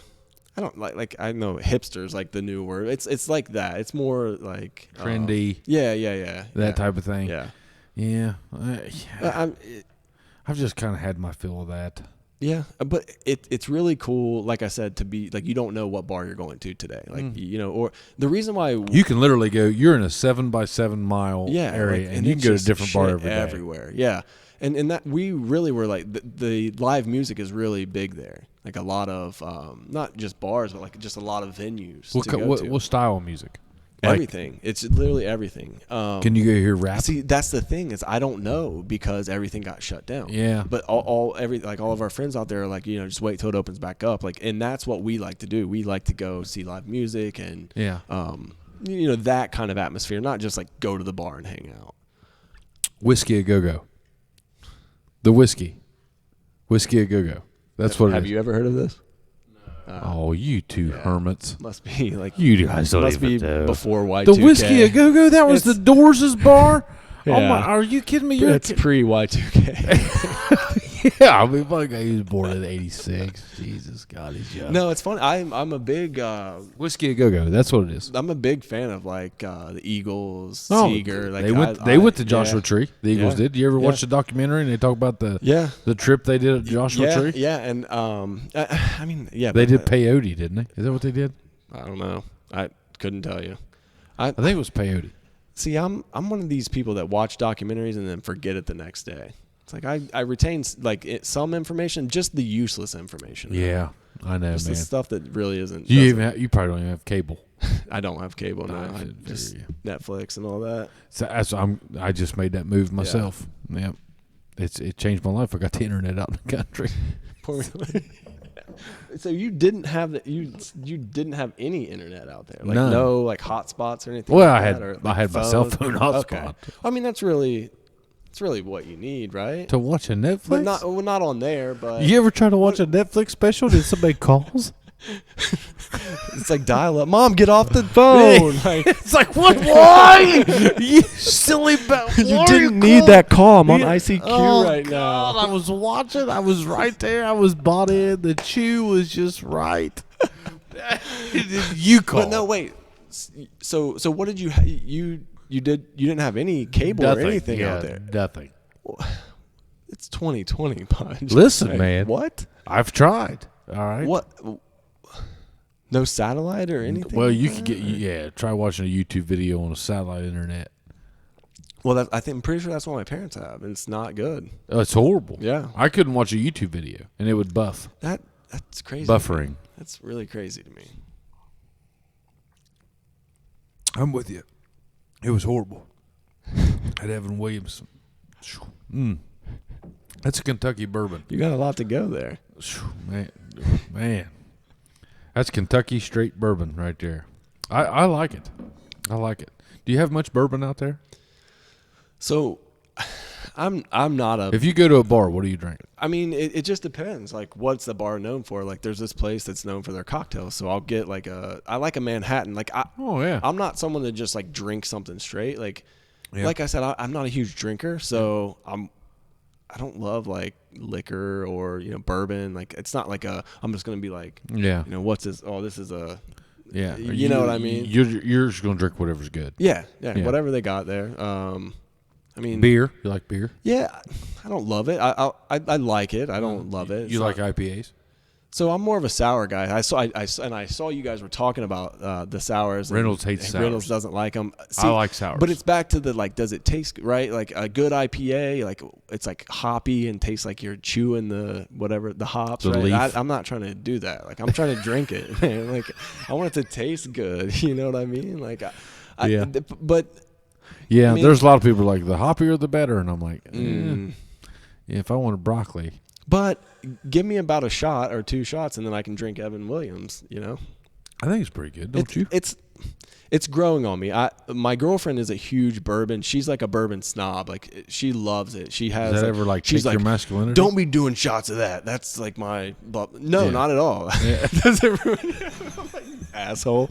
I like I said, I'm not a big drinker, so that's not like. She's like, hey, cheers, and you're like, hey, and then you bring her up a mocktail. She told me, like, she's like, the reason why I do that is because whenever we're at work and we go out for work, all these guys like know their bourbon. So she's like, I want to be knowledgeable and be able to talk to it, and she does. Like so her and her friend, they make these cocktail like Manhattans. They'll old fashioned. Yeah, she loves old fashioned. I like old fashions. Yeah, and I can do them.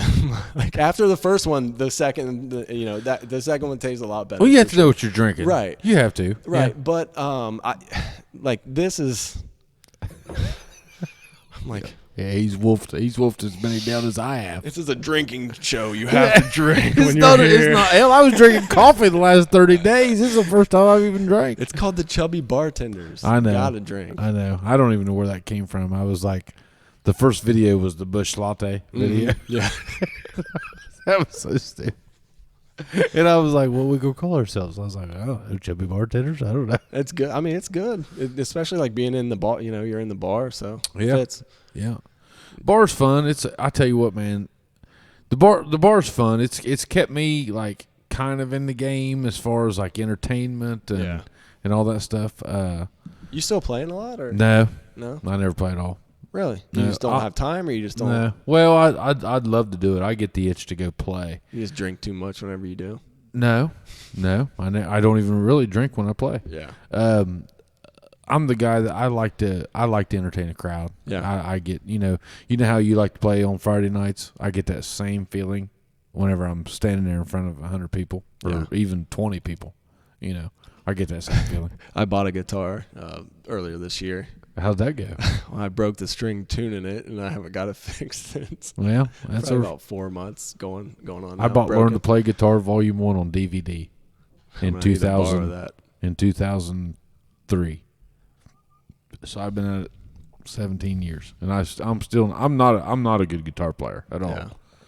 I can get through a song, but as far as being one of those, I'm not. No. Yeah, like you're telling me that's a G. Like you got to hold your hand I don't know. I'm just it's never something that I've done though. Like back to that earlier conversation, that was never something that. My mom always played on the piano a little bit, but I never. Oh, does your mom play piano? Not a whole lot, but she she can play when the Saints go marching in. Yeah, like she could do the Estedifed. Yeah, but it was just never something that was. You ever singing the Estedifed? I'm probably Parkview or CLA. CLA. We used to singing the Estedifed. CLA. We used to have those performances. I'm so musically ungifted though. Like I don't even know. Like I understand the chord. Like I get a little bit of it, A through G or whatever, but the application just doesn't register. Yeah, I don't know. There's no rhyme or reason. I was sitting at I hope my cousin David listens to this, but I was sitting at a Gillum family Christmas about 17 years ago, and I was like, so there's all of them playing but me. And my ego was like, I can't handle this. I got to start playing guitar.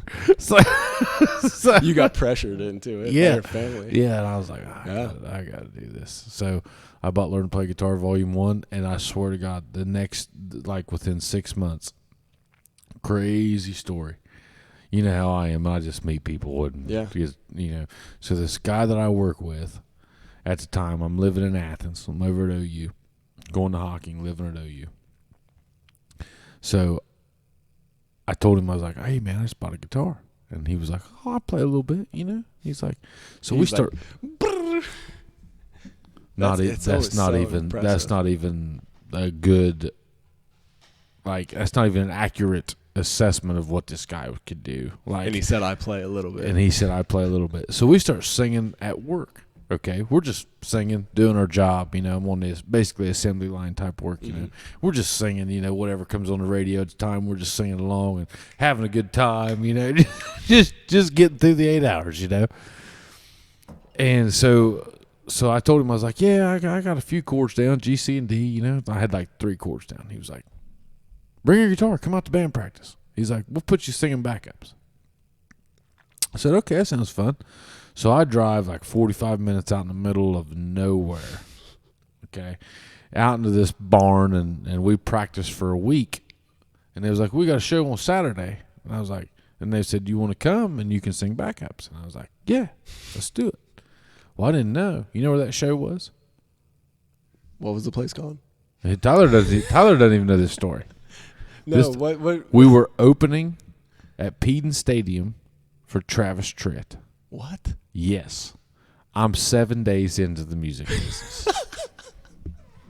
Did you kill it? You were just like the they hype did. man. You're the hype man on stage. Well, I mean, you're just like you didn't even sing. You're just like I can't do it. I mean, we played it like this little side thing, okay? And it was like 8 songs or something. But at the same time, there I go with, I opened it for Travis Tritt. Okay. So a week later, I did an open mic, and I won't tell the whole story, but there was a whole another world that got open to me after that, and just because of the open mic night. Yeah. And so I knew right then and there, I was like, this is cool. Yeah. And I'm going to do this. And so I just kept doing it. And so then I got out of it for a minute, and then I moved back to Jackson, and Charlie Mannering got me going again. And not that I did a lot with it. I mean, I was just a local guy, but I had a hell of a lot of fun playing music. I had a hell of a lot of fun. It was great. It was one of those things that it was as important as anything I ever did athletically. It was great. Yeah. Played Quarter Horse Congress. That was one of my, one of the goals that I set out to do, and I did that very early in it, and stayed there until they didn't renew the contract with the vending company that I did anymore. But just did a lot of stuff with it. Just got to see a lot of stuff. I wouldn't recommend learning how to play guitar like right now. You're 34, unless you have an hour a day. Well, that's why it's like I don't even have time to get the damn thing fixed. Like, can I really put the time in to learn? Because it's like, my friend Brandon Muzzy was like, this is how you do learn this chord. And I'm like sitting there with it not even tuned, like trying to just like wrap my hand around. I'm like, maybe this isn't the best, It's tough, dude. It's tough. But I could see you being like a freak with it. Yeah, I mean, like it might come to you really easy. I don't know. I don't want to like really. At the same, I want to learn how to do it just to say that I know how to do it. But at the same time, it's like I know this is a lot of work. Like, is this where I want to put that time? Try another instrument too. Like, listen to some songs and like say, okay, maybe I want to be a bass guitar player, or maybe I want to be a drummer. Yeah, I don't have room for that in my apartment. I told you it's like 800 square feet. But I mean, a mandolin.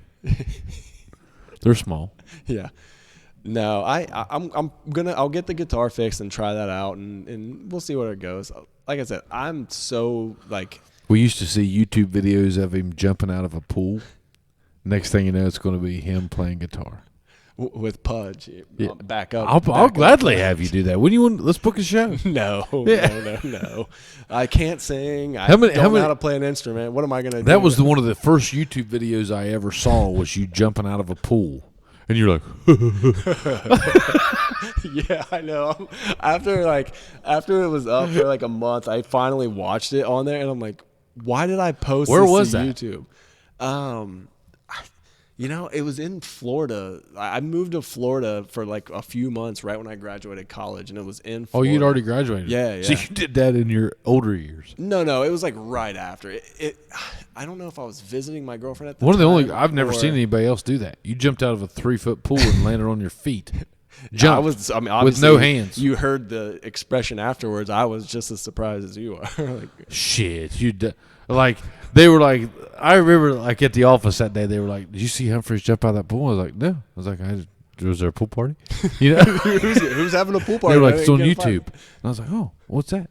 And they bring up this video, and it's you jumping out of this, like he was like, and he went, and like no hands touch anything. Have you ever seen that? You should pull that up. Well, oh, you've seen people like plural? Yeah, it's you like just a thing. shot your. Oh no, it's like a thing that people were doing. Like, yeah, people were doing that. Yeah, like professional athletes, college athletes. They were. I wasn't involved in that chat. Well, you obviously didn't know what YouTube was, so you weren't seeing that. Here's Humphreys, and I'll never forget this right here. And you were like, wham, and you jumped straight out of that pool and landed on it, and you were like, yeah. Man, I know exactly. I'm like, I couldn't have like done something cooler than like, it's like Beavis and Butthead. It did. And I was like, "What's up, Humphreys?" He just jumped out of the pool. This fucking guy. I can't believe you did. I can't believe you didn't see that. Huh, man. Huh. What else going on, man? I gotta pee. You got a pee? Bathroom here? We do. You want to wrap it up? Humphreys, Yeah, good man. to see you, my brother. I appreciate it. Yep. Tell everybody I said hello. You're empty. I'm empty. You want a little shot of fun? We'll one to end on. One end on. There you go. Yep. Hey. Yep. I appreciate Good having times, me, man. Yeah. Jared Humphreys, ladies and gentlemen. Good friend of ours. Glad to have him. We'll see you next trip. Hopefully, Chad, we hope you feel better, buddy. Tell Chad you're using his mic and headphones. Yeah. Oh, well, this is a nice spot. It is, isn't it? I like it. It's It's comfy. these new chairs. Yeah. Good thing I didn't have to use those. Oh, yeah. We put you over here in the Nintendo seat. Chad, get better, man. I hope you feel better. See you guys. See ya.